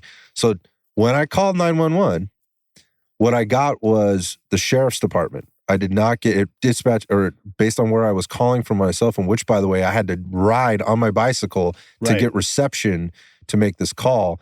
When the dispatcher answered, it was Santa Clara County Sheriff's Office that dispatcher that answered the phone, not San Jose PD, right? And so I was going down the rundown. Here's what happened. Here's where we're at. Here's our location. Here's the extent of the injuries, vehicle, nobody's left, all that kind of stuff. Okay, well, I've got all your information. We've got people en route. Hang tight. I knew it was going to be a while. The first person that showed up was a park ranger. Yeah. Because we were right across the street from a county park. And I was glad to see him. They're a great agency. They're I work with them a lot. I've been work with them a lot. But I also knew, because I'm familiar with the area, that actually one of the stations that you're stationed at and that you work at in Santa Clara for Cal Fire is located literally within about 3 miles of where we were. Right. I almost considered making a direct call. I'm like, I don't know if he's on today, but I'm gonna call. I don't know if you called me, I would have made it happen. I don't know if that would have helped or not. But the long story short was we waited over an hour and a half and nobody came. And that wasn't no fire department came. No fire department came. Yeah. And the CHP was supposed to be en route. And a lot of that had to do with how the call was made in. And then what the park ranger ended up telling dispatch when we were there, because it wasn't at that point, there were no life-threatening injuries, so to speak, or to really speak of at that point. That we knew of at the time. We're not doctors, yeah. I'm not a doctor, and neither is he. Right. Neither is the dispatcher. Neither is the dispatcher. Yeah. So we were kind of dealing with all this in this kind of this moment. There's a lot of emotions going on. Let's just say Cece was fucking pissed. She was so mad. Yeah. And I mean, if I could apologize on... She took all of that. I was like, you be pissed. I'm going to be in control and I'm going to make this call or whatever. Right. But the point of that is going back to where you live, and where you live, whether it's in the state, in the city, in the county, in the country, or where you live elsewhere in the world, that we don't always have that ability. And a lot of people, I think, that live in a lot of these metropolitan areas, there's an expectation and there's a complete disconnect from the reality of the situation of how it is in other places. So I'm glad you brought that up, because I've heard that before in other countries. Like when you travel, you have people just don't do a threat assessment or a safety assessment piece before they go and they go to travel to these places. Like what happens if things do go bad? I mean, we're not definitely the first world country out there. There are established countries that do have some sort of, fire department emergency response. Totally. Things like that. But there's nothing like the United States, nothing like California either when it comes to the master mutual aid program and computer aided dispatch and everything, and AVLs, automatic vehicle locator systems that we have. And we have, tablets in our fire engines that, anyone knows that, I have an app on my cell phone that I can see where every single resource is in the whole state right now with the, I mean, when we were very fortunate. 2010, my firefighting career, it wasn't even like that. It was pen and paper, you get a dispatch. But that was eye-opening. We were getting frustrated over there, me and him and I, excuse me. We're like, fuck, Where is everybody? I know. But, we made it happen. And dude, I don't know what happened to him after that, after he got in the ambulance and he went away. But that's probably not uncommon to what you're used to anyway. Even here, there's no follow-up necessarily. You come on scene, you render aid, they get scooped up onto the next call. I guess I wanted to bring that up because the article was posted and I was super proud of you, dude. I was super proud of you. I actually posted that article and I think I took a little heat from you, dude. But I think the shit needs to be talked about because even when not in country, not dealing, on the job, what you're saying is you're always wearing the badge, so to speak, and the uniform, so to speak, and you jumped right in and, you potentially saved somebody's life. We don't know that, but who knows? Had you not been there, it took 30 minutes for somebody to get there finally and render aid, and hopefully they got the care they needed. But that's every day on the job down here. So that's why it's all my fire guys watching this right now will probably be like, whatever, dude.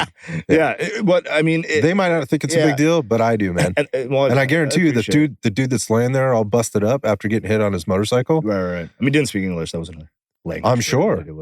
I'm sure. And that's the thing. What I do realize is, I think I could speak of all of us in public safety in the military is a lot of us are humble in that way.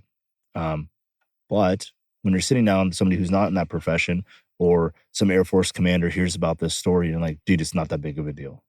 Really? But it is because for them, just like me, if you're a lawyer, like, dude, tell me all about the gym stuff. Tell me all about law school. Tell me, like, it's fascinating for me. So a lot of people can be like, you're a fireman in California. Like, how the hell, what's going on over there? So I do have to, respect that aspect of it. And I do understand that, you don't want to come off like an asshole either and be like, it's just like people want to know, people want to talk. So, tell them what's going on.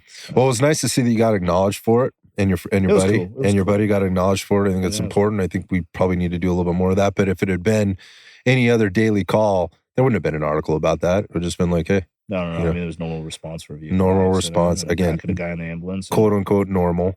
But for the general bystander, that's not normal. Yeah. Well, I appreciate it. Yeah, man. Let's go. You just kind of mentioned the whole, being an American and some of the rights that are afforded to you and not afforded to you here in other places. But let's jump into the Second Amendment thing. Mm-hmm. There's a lot of shit happening right now, man. It's messy out there. Yeah, not a fan of what's going on either. Yeah, let's talk about that. I mean, you've got obviously military experience, and I know it goes without saying you're a huge advocate of your 2A rights and for the rest of the American citizens that are out there as a red-blooded American. And me being a red-blooded American, albeit I'm just a dirty civilian. No. As I like to refer to myself. I say you guys are the heroes. Don't say that. There's a lot of stuff going on, and it's concerning. California always seems to be at the front end of the crazy shit that's going on. And I get it. You're not part. You don't live in the state, so you have certain rights that are. You're not fighting maybe some of the same battles, and you have, I guess, some advantages. But I know you're not happy about a lot of the stuff that's going on. I wonder if we could talk about that a little bit and kind of get your thoughts on some of the things that we're seeing in terms of what's happening with. I mean, for lack of a better term, there's no doubt about it at this point. Those rights are under fire right now, and they are certainly being challenged. And that is very, very tough for a lot of people, including me. And I just want to kind of get your take on kind of how it's impacting you and your thoughts. As I competitively shot for quite some time. I credit a couple of people who got me into that and going to 3-gun matches throughout the nation, a sponsor underneath the NRA at the time. And then getting some sponsorships from different firearms companies, working a lot with Staccato, working with Vortex Optics. Some great companies, man. Yeah, working with Sons of Liberty Gunworks, and then, moving on with CMC Triggers and a few other companies now moving on to Cobalt Kinetics. Picked up one of their rifles. Yeah. So wait, time out. Yeah. Talk about the new Cobalt rifle. Dude. Money. Yeah, I hit up Mikey Perez. Mm-hmm. He used to work for Sons of Liberty Gunworks, moved on. Everyone's moving around and doing bigger and better things. And hey, that's America, man. Absolutely. It's capitalism, man. I looked at his rifles and I was like, dude. And, Black Flag Armory that I'm affiliated with up there, Medford, Oregon. Mm-hmm. The dealers for Cobalt. And I was like, dude, I like this. I got this new Vortex 1x10, low power variable optic. And I'm like, dude, I need one. Do you though? So I run, dude. I did. I needed it. I got it. And we all tell ourselves that. The Dead Air cans, which I shoot, a huge fan of Dead Air suppressors. So jealous. Yeah. Dude, another great company. In California, you can't have that. God bless America, though. Yeah. Dude, it's nice. Dead Air, those guys are solid. Mike Papas, who I've been chatting with quite a bit. They came out with Dead Air mounts and their own like RCB Dead Air 3-prong. Yep. Compensator comps. Yep, exactly. You could screw on there, dude. It's nice. So you can put anything you want on there. Yeah, it's a Dead Air mount. Yeah, so 12.5, they're pro. Okay. Dude, it's sick. So they came out originally. They didn't have forward assist on their uppers. Came out with a new forward assist upper. They set it up with a whole Geisley trigger, which I'm in love with. Little 2-stage. I'm a flat trigger guy on all my pistols, all my SIGs. I run Geisleys on all my rifles. I'm a huge fan of them. Flat, or are you running the group? I'm a flat guy. Me too. Yeah. Well, actually, I gotta be honest. Like, I have both, and I haven't really decided which one I like more. I think I like the flat one better. I run both. I said. But bottom line is, I'd have a tough time going in any different direction. There might be people that want to argue that with me, but or debate that, and that's fine because there's a lot of great trigger companies out there. But there's a lot of good. Yeah, man, the shit's dope. So it is. Anyway, all right. So you're running. Fucking smooth, dude. That's so one of the things they really they pride themselves on is their R&D and making sure before they put anything out. Again, this is the Cobalt guys. They really work to make sure they have a product that they can be really proud of that isn't going to malfunction. But more specifically, they have specific tolerances. Oh, they do. And then they go ahead and they tighten those things up to within. I won't use the term that I would use maybe off air, but within a minuscule amount, right? Right. And what that ends up turning into, and there's nothing wrong with a lot of the other guns that are out there, I'm not saying that, but they've been proven, and they're proven out right now from all the people that I know that have them. I had the opportunity to play with one, but was only with UTMs. And it was in some CQB training that I was doing with the triple feed guys out in Las Vegas. They were able to get me into one that was fully set up with IR and laser stuff on it. And I played around, and I was super impressed by it. And I love the fact that they're a small company and that they're, that's just what they do. I think that's they do that. They do, yeah. And I think that just like Staccato when it was STI before. Yep. And talking to those guys a lot when I went to SHOT Show a couple of years ago. And, I even met, Marty Daniels from Daniel Defense. There's a lot of solid ass companies. I love my Mark 18. I love it. I love the DD guns. And there's a bunch of top tier companies out there. And I definitely would place them up there. Sons of Liberty guns on some of them. Yep. Like they're awesome. And like Staccato was more of a competitive, the whole 2011 thing. And now it's moved on to, there's so many law enforcement agencies. Well, they're finally adopting those, yeah. Yeah, and that's exactly... Their duty weapon is becoming super popular. Dude, 100%. My DPO that I run, I have an aim point now, the Acro P2 on there, and I, shoot with that, and it's awesome because they love the competitive market, but that's one thing. Are you a competitive shooter or a tactical shooter? And the two separate worlds. However, the tactical market is now... Like, do these competitive guys do some badass let's take some ideas from them and bring it over, and vice versa. So that's what Cobalt did. It's innovation. Cobalt was a competitive company. Now they're switching over to the more tactical duty stuff. And that's primarily what I shoot. Like I can liken this, again, go back to the bike conversation. Like the bike industry, the bicycle industry has just been innovated like to the nth degree. Like when I first got into cycling, like you were either a road or mountain biker, and if you got into road biking, you were basically either riding like a touring type bike, more kind of like the longer distance endurance type stuff. They made it a little bit more comfortable, a little bit different geometries, and then they had the racing, kind of more like, let's just say, aggressive type carbon fiber. Yeah. I mean, everything's like carbon now, but it was also just like your position on the bike and what it was really good for in terms of transfer of power, the sprinting, the climbing, that kind of stuff.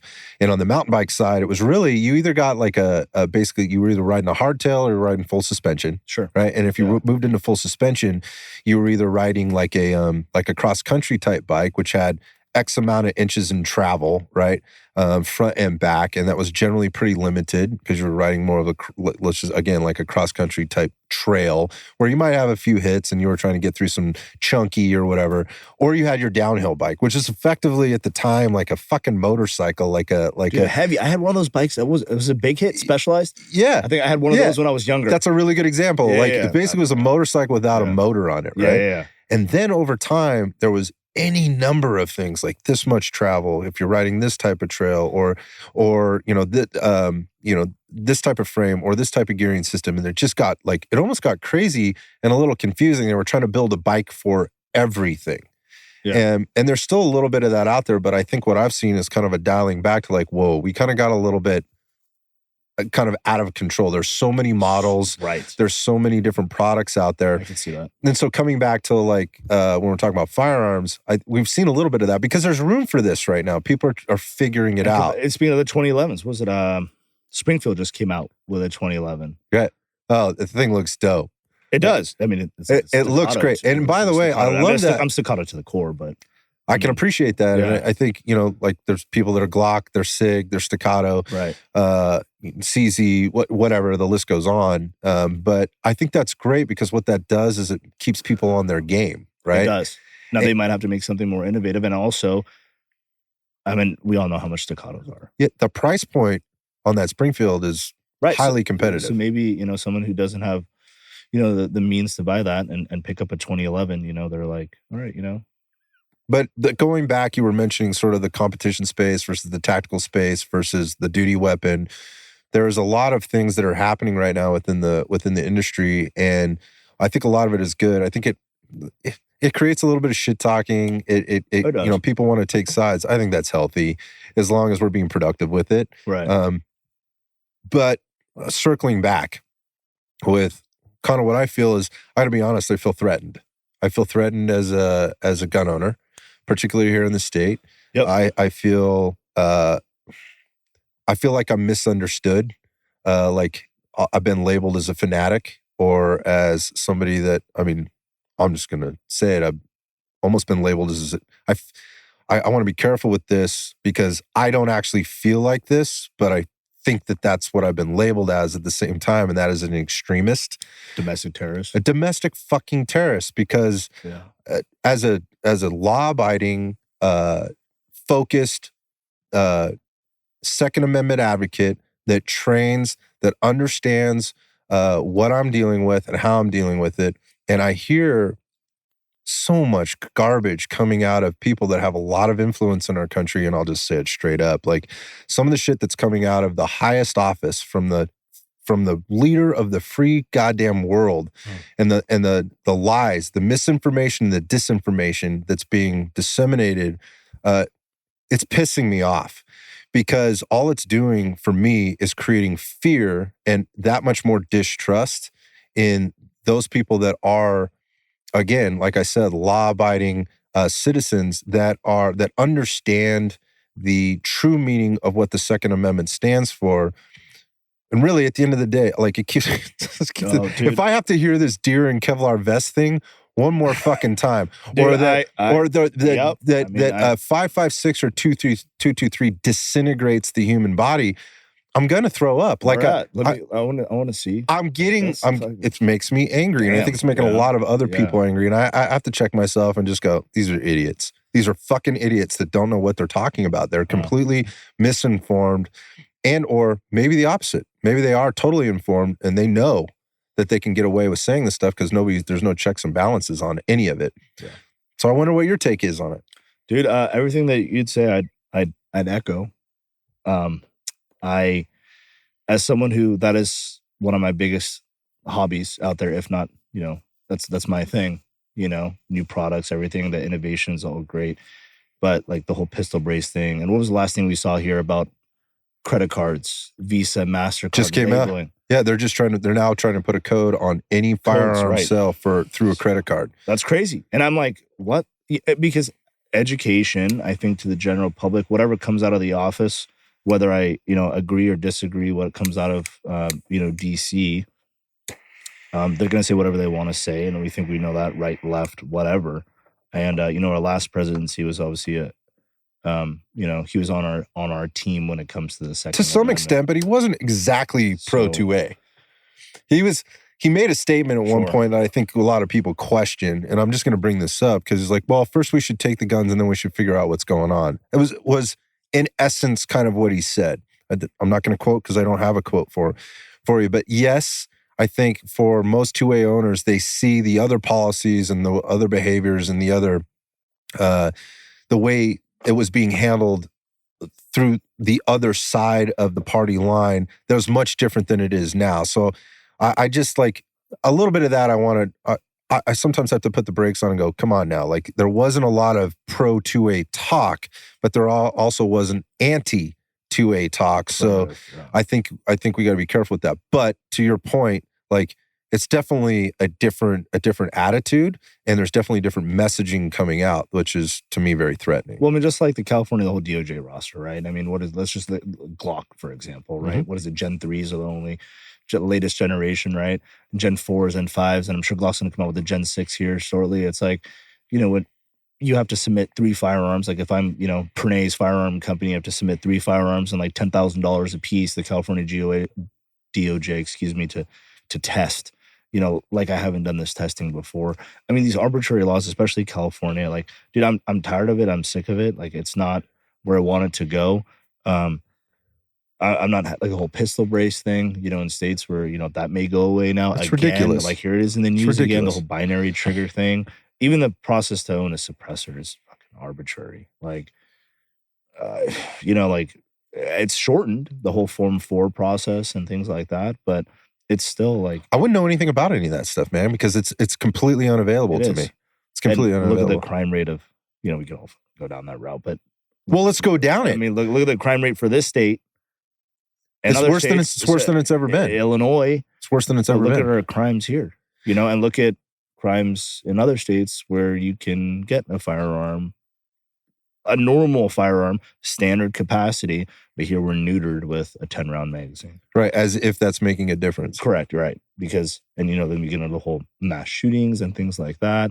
I mean, look at Canada, right? They just had that mass stabbing. Right. Saw that? I mean, I was like, I did see that. Fucking let's ban fucking pocket knives. Yeah, it's not about. So how far are they going to go? And that's. Well, it seems they're trying to take it all the way to the end now. Call on DeWar said that, on one of his things. It's not about gun control. It's about control. You ever see that video on, it just came out, Handmaid's Tale? I know about the movie and the book. Right, that movie, that series. There's a series on it now? Yeah, it's on Hulu. I did not know about They this. just dropped another series in the book, and it's very scary watching it. We'll talk about it. Like what I don't like. I know that what's the series like as compared to the original. Well, I haven't read the book, just watched the TV show. But I said the series, 5 seasons. I think the last season just dropped. And pausing and going back to other countries, said, what am I thankful for? What did I learn from going over to those countries? Is the rights of women here versus over there. Well, talk about some examples. Like how, over there, it might be, property, acted like property. They're owned. Right. You walk from the kitchen to the bedroom, right? That's it. You don't go out in public. You don't talk to other people. You can only work these types of jobs. You don't talk to men, because you're, property of me type of thing. Like that's your only 2 jobs. In Handmaid's Tale, right? That's what it is. So it's essentially complete government collapse. Essentially, this new authoritative government has stepped in. Women are there to essentially breed. That's it. They're not doing anything. They're slaves. You're part of the caste system is in full effect. And depending on who you marry or who you breed with, and it's basically essentially this woman who is essentially a slave breaks out and fights against the authoritative government who are sending people to camps because they did not do what the government said. Mm-hmm. And with that, I don't want to jump into that subject first, but I will say that, just today, Alameda and Alameda and Santa Clara counties just revoked their vaccine mandate for first responders. Huge win. Pop a bottle of champagne. It's a fucking massive win. Absolutely. So I want to know when the public apology comes out from those that administrated that rule in the first place, particularly what we have coming out. We don't have to answer this question today, but particularly what's coming out with what we now know are the reasons people were being like canceled, banned, losing their jobs, which is now fact, which is now, for example, the myocarditis issue with regard to the vaccine. And I'm not here to talk about whether the vaccine's a good idea or not. That's a different topic for another time. Absolutely. But there were very well-known, established, published, respected healthcare professionals that were coming out going, this shit is not normal. And it is happening at an exponential rate. And that being the incidence of myocarditis. And it started, we were kind of talking about it in young people, particularly young males. Like, why is this happening already? This is not something that should be happening. And the common denominator was the vaccine. And now we're coming out, now the CDC just came out and said, yep, it's a real issue. It's bigger than we thought it was from the get-go. Meanwhile, all these people have been disparaged in the last couple of years for coming out and saying, this is a fucking problem and we shouldn't, we need to be paying attention to this. And now all of a sudden it is an issue and nobody's going to go back and say, yeah, we're sorry. We were wrong about that. You were right. Did you see that? I posted it today. It's on my story. I did not. The FDNY captain.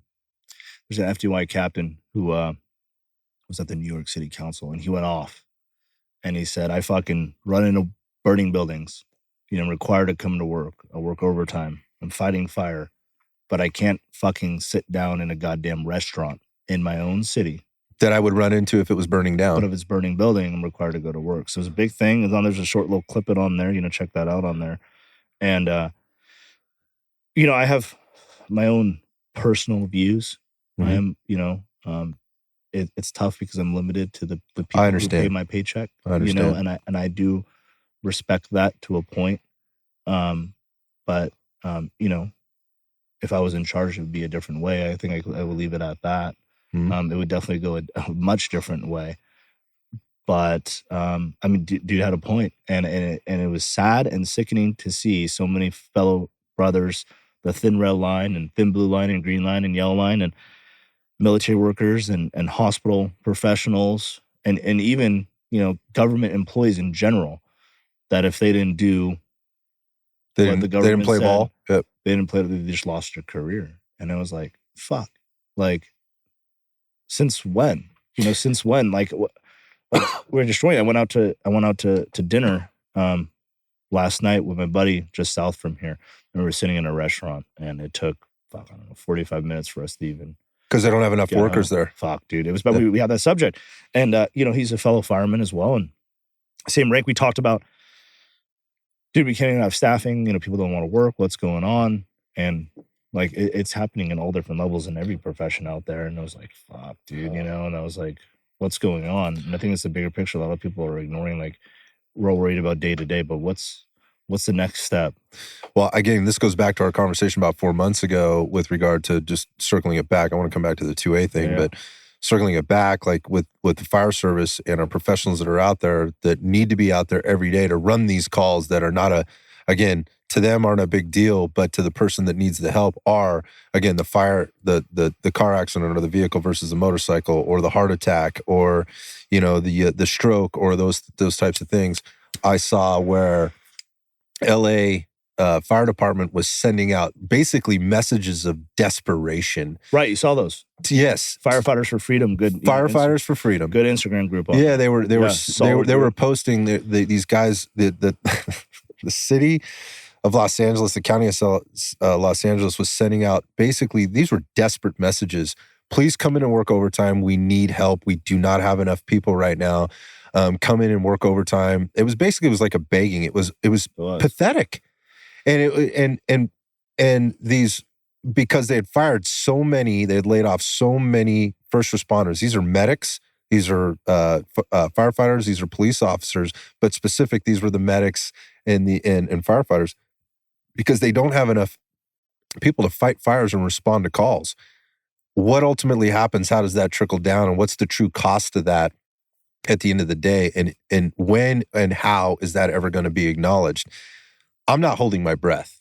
I'm really not. No, I'm not. And going off of my agency specifically, like, I'm not going to necessarily talk about that, but other agencies that I see, like LA, we're rounding out station 1 or 5, and we're 150 firefighters down today.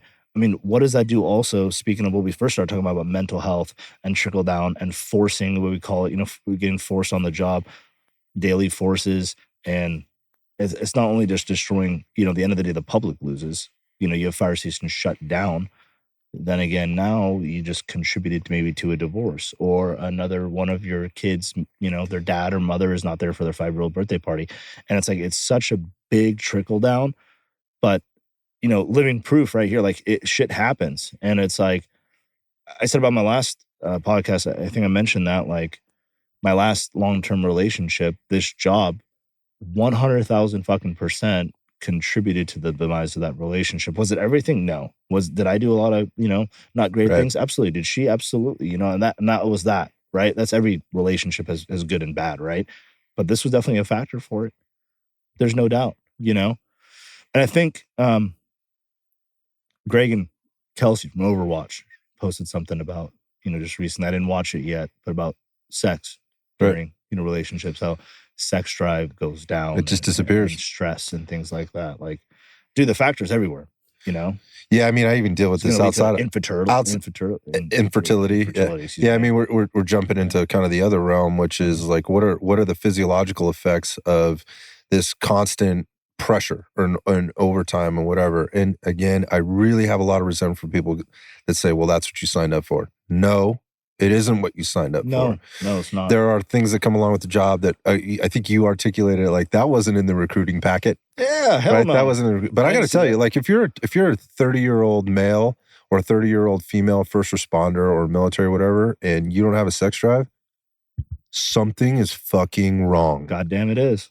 There's something wrong. Something's fucked up here, there. There's something wrong. And that is a complete 90% of the time, it's a matter of your lifestyle, right? And how you're taking care or not taking care of yourself. So nutrition, fitness, your spirituality, and how you mitigate and deal with stress on a daily basis. And obviously, these factors, the factors that we're talking about are obviously heavily impacted by the type of work that you do. But it's not just here. It's like in a lot of other things. I mean, going back to like you're going out to the restaurant, you got to wait 45 minutes to get your dinner because they don't have enough workers to do the thing. Not at all. Right. And bottom line is that people just don't have the bandwidth to deal with everything that's going on. And so they choose like, I'm going to the magic chair. Like, I'm just shutting down. I'm going to take the free ride. I'm going to get the unemployment, or I'm going to go live with mom and dad again, or whatever the case is. That is not a recipe for success. And so that goes back to my thing, like kind of with regard to like, we don't understand the true cost of this yet. It's going to have to get a lot worse before it gets better. And so circling it back to the 2A community and kind of where we are as a nation right now and being under fire, I wonder what has to happen in order for people to kind of wake up and go, these are bad decisions that are being made.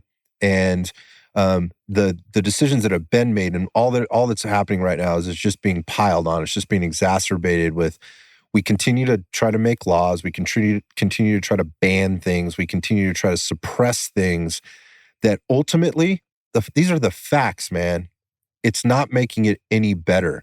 One of the latest ones that just came out is what's happening in the state of Illinois and some of the new laws that are being faced there, and that you're not even going to go to jail for things like aggravated assault, like assault with a deadly weapon. You're going to get a ticket. You're going to get a ticket. Look at the laws here already. I mean, I forgot the proposition that was made, but even, methamphetamine, heroin, all that, right, are misdemeanors. And speaking, I let the full-time LE guys probably speak more about that. I mean, it definitely trickles down to us running these, medical calls and things like that. I mean, I'm running on some guy, 5 or 6 times a day. But it's like, even them, it's like, dude, I arrested him. And I had that as my example. I arrested the individual, then went back to do my report for the felony arrest. And you had to go right back out? And I shit you not, report wasn't even finished. And I heard on the radio the same subject was walking out. And I was like, the fuck? And I was like, oh. So then I had 2 arrests. I didn't even finish the first one. I arrested the same person. So it was like, it's a vicious cycle. I hate to be like, I don't know, let shit happen, But then again, it's like, what is it going to take? Because, oh, dude, I don't know. I watched those who are those 2 brothers that I watch all the time? They just talked about the whole thing about chest feeding. And did you see all that? Oh, I don't know what you're talking about, but I want to know. Like, what is this? It's maybe not called breastfeeding anymore. It's called chest feeding. Oh, maybe I don't want to know. It's a lot of stuff like we're that. talking about that rather than like. I'm not gonna. There's a lot more issues that we need to figure out right now that are within our 50 states and our, within our own confines. That I personally believe that we need to focus a little bit more on that, because I hate to see a veteran or a homeless individual right on the side of the street and they can't even afford to get a fucking Big Mac. Mm-hmm. However, there's other countries or other things that we are sending a bunch of money to that is really frustrating, that kids individually have, that the kids can't have good textbooks in school right here in the San Francisco Bay Area, and chairs that are fucking dilapidating, and shitty, teachers get paid dog shit. Mm-hmm. And I'm like, well, here we are. Let's focus on some other shit then. We're the 6th largest economy in the world here in California. There you go. And we have the worst education system in the entire United States. That's absurd. That's not even, it's not acceptable. That's not okay. But yet we're still, I feel like a lot of people are just like, oh yeah, it's fine. I don't get along with people who are just fine. I don't get along with people who are in that just comfortable realm, you know, who are not ambitious and just okay, because I think being comfortable is one of the most dangerous words Right. in any profession. That just I'm comfortable. You know, it's like, no, you know, always, and people who live that day-to-day lifestyle, just clocking in and clocking out and going to their, excuse me, job. And there's people like that who I work with too, and especially in, you know, we're not perfect at all. Even in the military aspect, who may align one way or another, and it's troubling. It's sad. Like, I've definitely just teared up to be like, do I want to really have a child in this world? And that's hard. For those of us that have kids, there's a lot of us asking ourselves the question, like, what do we do to make it better? For what can we do? You know, because it seems futile at times. I mean, I have to be honest. I have kids, Yeah. and you know, I'm thinking about those kids having kids, and you know, so my brother, he's, you know, I have a 2-year-old nephew, just turned 2, and I'm like, how does the outlook look for him going down the line, and how do I, going back to being a helper and a solution finder, like, how do I save him from this stuff? How do I save my own kids from this stuff? And how do I save the kids that are in my family that haven't been born yet?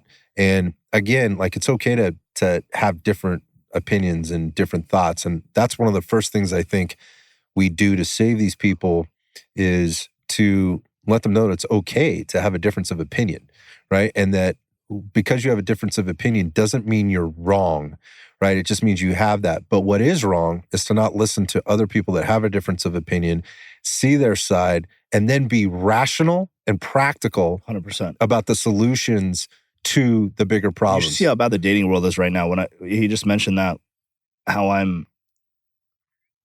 see, if you're not vaccinated or you're Republican, don't swipe right, or don't message me. I'm like, for fuck's sake, you know. And likewise, I will say, as someone who you know, who hangs on more of the right side of things, I've even seen that too. Like, oh, if you're a liberal or a Democrat, don't talk to me. I'm like, okay, look, like, it does go both fucking ways. 1000%. And it's like, we need to be rational about it. And that's, you hit the nail on its head right there. It's like, I could totally enjoy a conversation with somebody who may think the other way. Am I going to be best friends with them and hang out with them?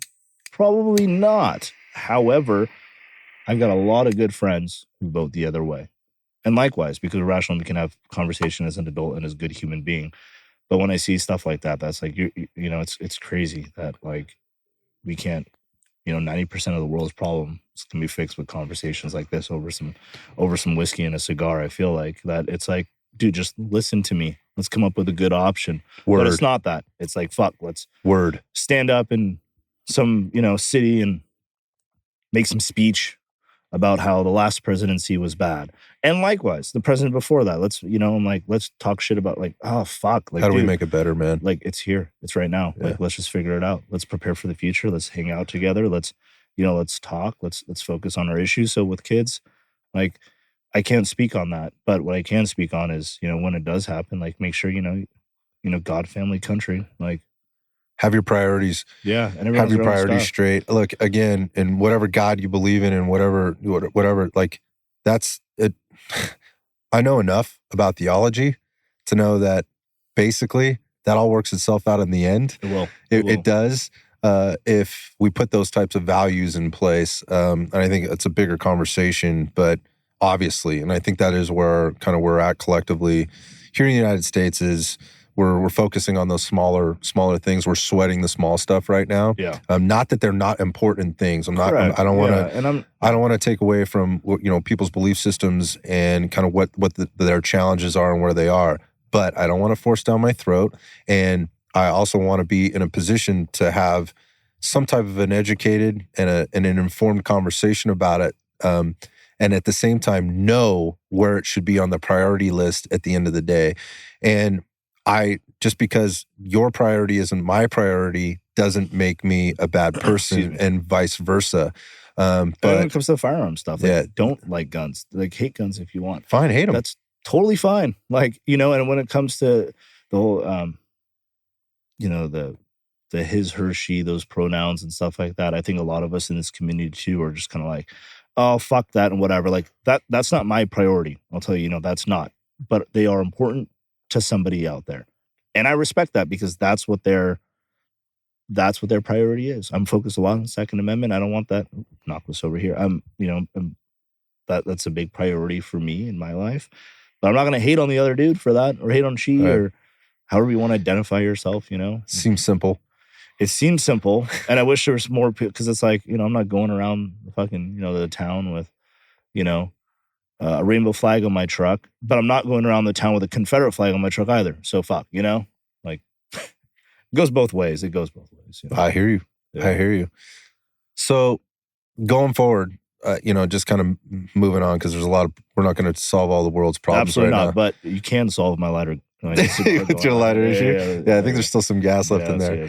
So tell me about, tell me about what's on, as we're sort of wrapping up here, but tell me what's on Pranay's, sort of priority list right now. What are the things you're working on? And, what are the things that you're doing to, that may have not already been talked about, that to make yourself better, keep yourself healthy, and, move forward with becoming a better Pranay, but also contributing to the community that you're heavily involved in, whether that be firearms, fire service, first responders, and the other relationships you have in your life. I mean, what words of wisdom and advice can you provide maybe for us as we wrap it up? Yeah, no, I mean, when it comes to the firefighting, I'd say that, like, we're hiring a lot now. My agency, not only, but others, we're in a shortage. I think that, for those who are involved with firefighting, I still get notifications from the Black Rifle podcast I did as well. Like, guys who are interested in the fire services, veterans, like, keep on at it. Like, you can get hired. Definitely get some life experience before you get hired. I always recommend that. Go get a Great job. Advice. Get that going. Punch a clock for a while. Yeah, exactly. Yeah, clock in, clock out.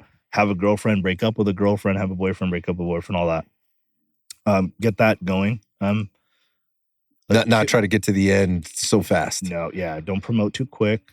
Take a breath. It's there. It's the greatest job in the world. I keep on saying that. Break the stigma. I think the Overwatch Collective guys are doing a great job. Guys, gals. What is it? The 24th year of this month. For fundraisers coming up. So I'll throw that out. Yeah, the 24th. Yeah, 24th. Huge.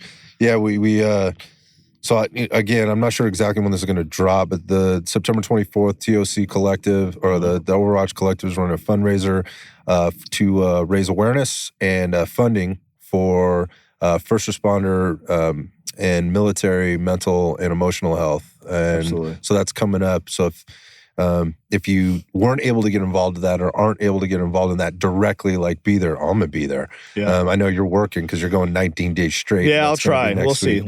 But I know it's going to be hard, but you can still contribute and certainly check those guys out and get that across. But just staying focused with that. I mean, we've said a lot of folks have been on this podcast about breaking the stigma as well. I think that's huge. Like, it's okay. Like, you can still be that tough, badass fireman and shooting guns, smoking cigars, drinking whiskey, and, having a cute girl and all that. So you can still do that. Like, nothing says that you're a bitch. Nothing says that you're a pussy, and I just say that because that's what, it sucks to have that stigma, and then to see guys take their own life and become alcoholics, be addicted to narcotics, have a sex addiction, break their marriages because of a 2-week trip that was afforded. And thankfully, my department has that, and hopefully more departments will send their folks to, mental health counseling and therapy, and that continuous process that never ends. So staying focused with that. So when it comes to me, yeah, definitely being involved there, taking more lead. I hope to hopefully here shortly. I've been talking to one of our chiefs about being heavily more, being a liaison, outstanding, for our department. So we'll see. That's fingers crossed there. Excel my department. Plan to retire with my agency. Keep on going up the promotion route when the time comes. Military career, same thing. I have no intention getting out here. And hopefully do 20 years with them is the goal, and I can balance that, and hopefully I could find a woman down the road, and family, kids in the future, and being able to balance it. I mean, there's a lot on my plate. I'm a busy guy, so I can't just be like, I need to find some woman who will fit my lifestyle. Like, I have to give up some stuff too. I may not go to the range all 4 of my days off. Maybe just one day. Like you have to give and take. I can't just find someone who's like, no, you need to follow me around because I'm going to go deployed, or I'm going to take that overtime. That's great advice, man. Like, it goes both ways. Like, they're badass. I think the women are heroes in the world, and I'll say that all the time. Even To past relationships, I'll definitely give them credit for that. Like, they hold it down, take care of the kids, cook meals when you're at home, check in with you. You come when you have a bad day, like, they're your support. Like, with them, without that, the cookie fucking crumbles, bad, collapsed, smashed. And with them, I think that they're there for, moms are the shit. Childbirth is a bitch, and I keep on telling guys at work, it's like, dude, you got to take care of that, Don't answer your fucking phone because it's work on your days off. Sometimes you do. Sometimes you have to, and I understand that. It's not one of those jobs where you clock in, clock out. You just got to have balance. Find that balance, yeah. I used to call it A plus A. You gotta balance the work, life work, or balance is important. It's a tricky juggling act at times, but it's highly necessary if you want to be successful as a human, but also as a professional. Keep on shooting. Yeah, keep on shooting. Dude, yeah, that's important. Get out there. Yeah, just get out there and shoot. Be trained. That, unfortunately, that if you come across that individual needs help or that mass shooter, it's like all it takes is just one trained individual. And that's another thing I wish that was more documented out there. The NRA I have some of my opinions with them for sure. Likewise. However, I will say they have that armed citizen article that they do write and publish on their mailing list about documented actual stuff where a good guy with a gun has stopped a bad guy with a gun. And I think that's not on the news, not an agenda, So I think that needs to be out there. There's a lot of circumstances that happens way more than, mass shooting. Than we see. Way more. Oh, every day in the state that we're in right now and others. So I think that's completely important, get those classes going. Cool stuff. I want to get my hands on that new Surefire Turbo. Oh, yeah. 300. Yeah. I want to see that guy. That seems kind of cool. I got to get my hands on one. Yeah, they're giving it out to all the people that can, right now, I think I heard one of my buddies, it's actually over in Arizona, was saying like one of the biggest, and don't quote me on this, but it was one of the very big distributors of equipment and firearms, accessories, if you will, kind of aftermarket type stuff. Might have been Brownells. Might have been somebody else, I don't know. But only got 100 of them.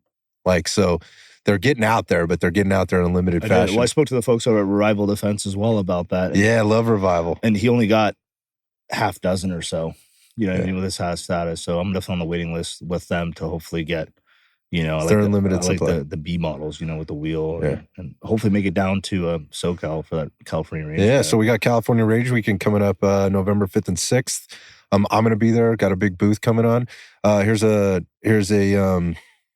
exclusive for this particular podcast. I just spoke with Tony Molina. He's the kind of the mastermind behind the whole thing and putting it together down there at Burro Canyon. Again, November 5th and 6th. Iron Sights Podcast is hosting a cigar bar with a cigar distributor down there in LA. There'll be more details coming out. So So I'm going to be busy down there. My hope is to get into a few sessions. I'm already signed up for a few sessions, get into that stuff. Train with some of the most outstanding instructors, I think, in the United States of America that are located right here on the West Coast. There's going to be a bunch of two-way, red-blooded American citizens down there exercising their two-way rights here in the state of California, which is going to be amazing.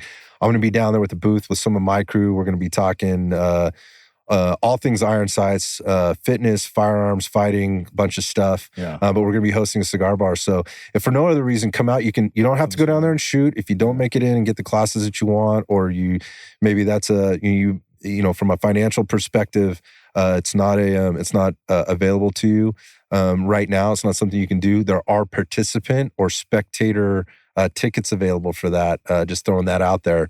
So you can go down there and you can get involved in the competitions, but also meet guys that are out there that you see all over Instagram. Absolutely. That are instructing. And, big dogs in the game. Man. Yeah, it's going to be good. It'd be great to have you down, man. Yeah, I'm going to try to put on the vacation. We'll see if it gets approved or not. Yeah. But you got to make that. And that's the thing we talk about, get out and shoot. And I'll give a shout out here to the guys over at Black Flag Armory, same thing, if you're up in the Pacific Northwest area, same thing, get into shooting class, get into concealed weapons course, even if your state does not allow you to have a constitutional right to concealed carry. But it's a great point. If you're not over there and your state doesn't allow it, foot stomp, get out there, make a little drive up, go shoot for a little bit. You know, I mean, as us, everyone, there's a lot of people out there who have guns who've only fired it maybe once at the little local range, and then now it gets dust. So get out there and go shoot. You know, watch some YouTube videos. You know, social media is a fucking oyster right now. There's so much stuff out there. Opinions, which you mentioned, you know, with different firearms coming out. Whole comp phase, right? I think FN just came out with another comp gun, the Edge CC. We can't get them here. Like as civilians, we can't get them here. That's true. Yeah, they're off roster. Yeah. Great. Yeah, again, exactly. I'm not going to mention any names, but they're off roster. Yeah. However, speaking of comps, there's the Radiant guys came out with some really cool shit. Affirmative. That are getting out there. I like it, dude. I got one on my Gen 5, yeah. So things that we can play with, the things that you can experiment with here in California if you're not aware.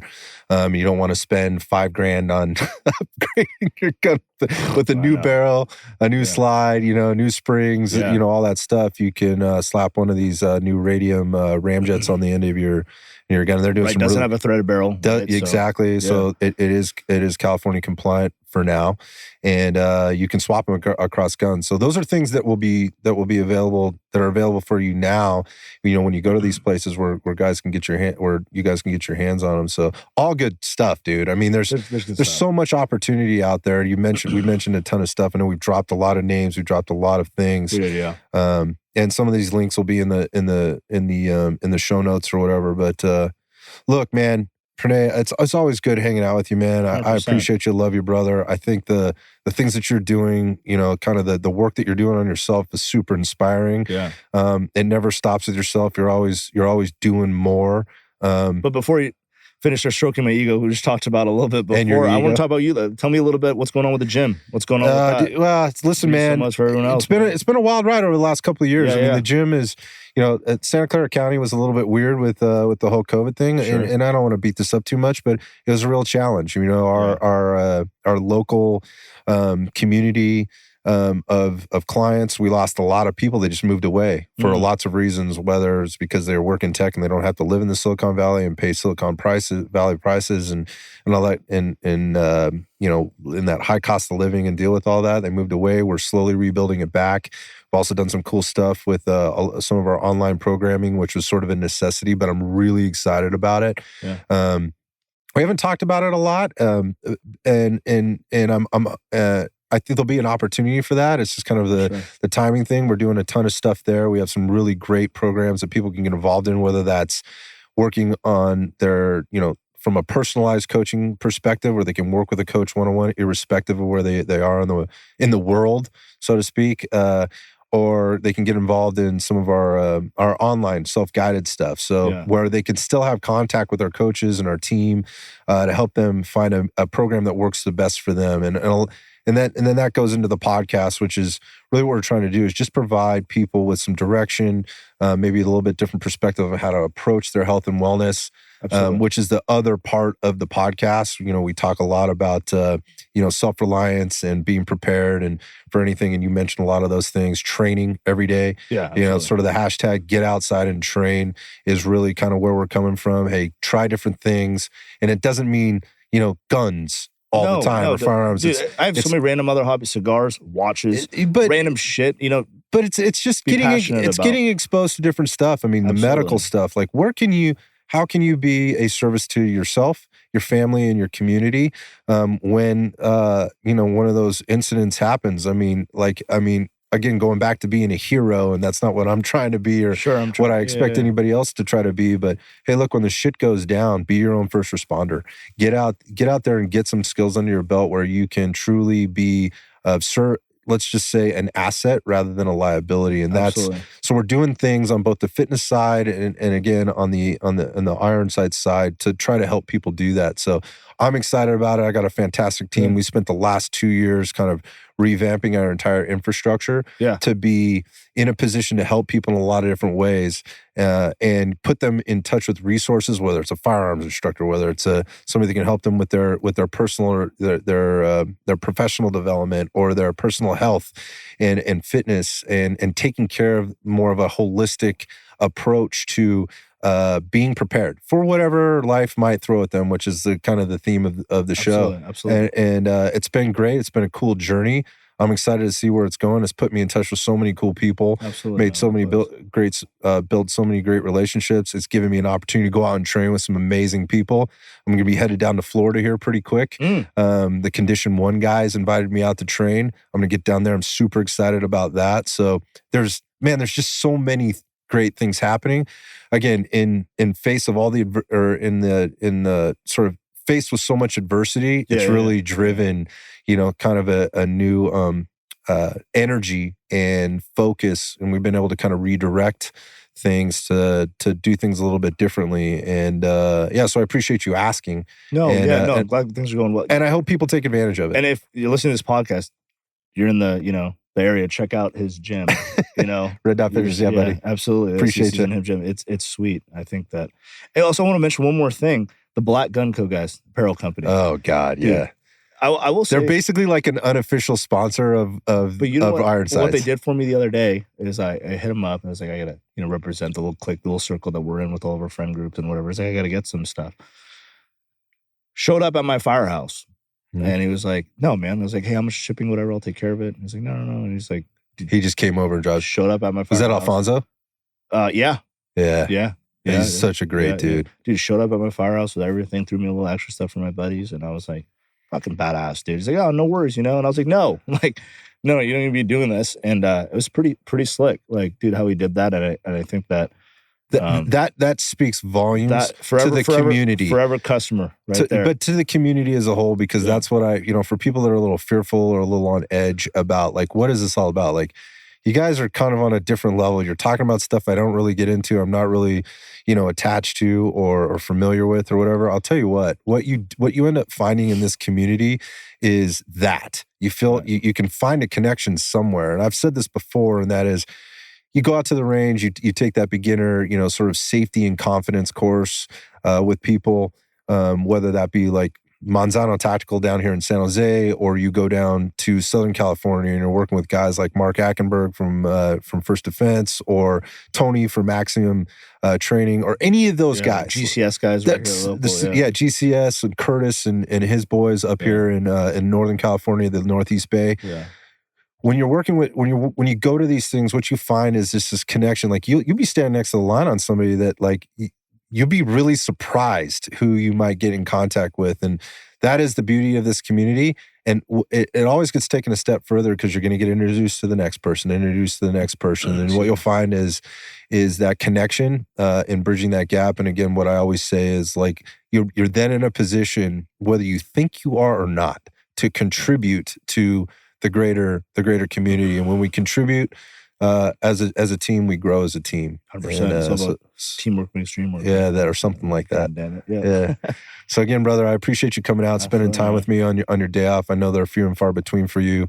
Best of luck going forward, just in the near future, with all the things that are on your plate from a professional perspective, and what you're doing, in the community, but also personally, and the work that you're putting in, because it's important shit, and it needs to be talked about more. And I just appreciate you opening it up and being open about it tonight. No, absolutely, man. It's all about that. Good luck, bro. All love. Appreciate it, brother.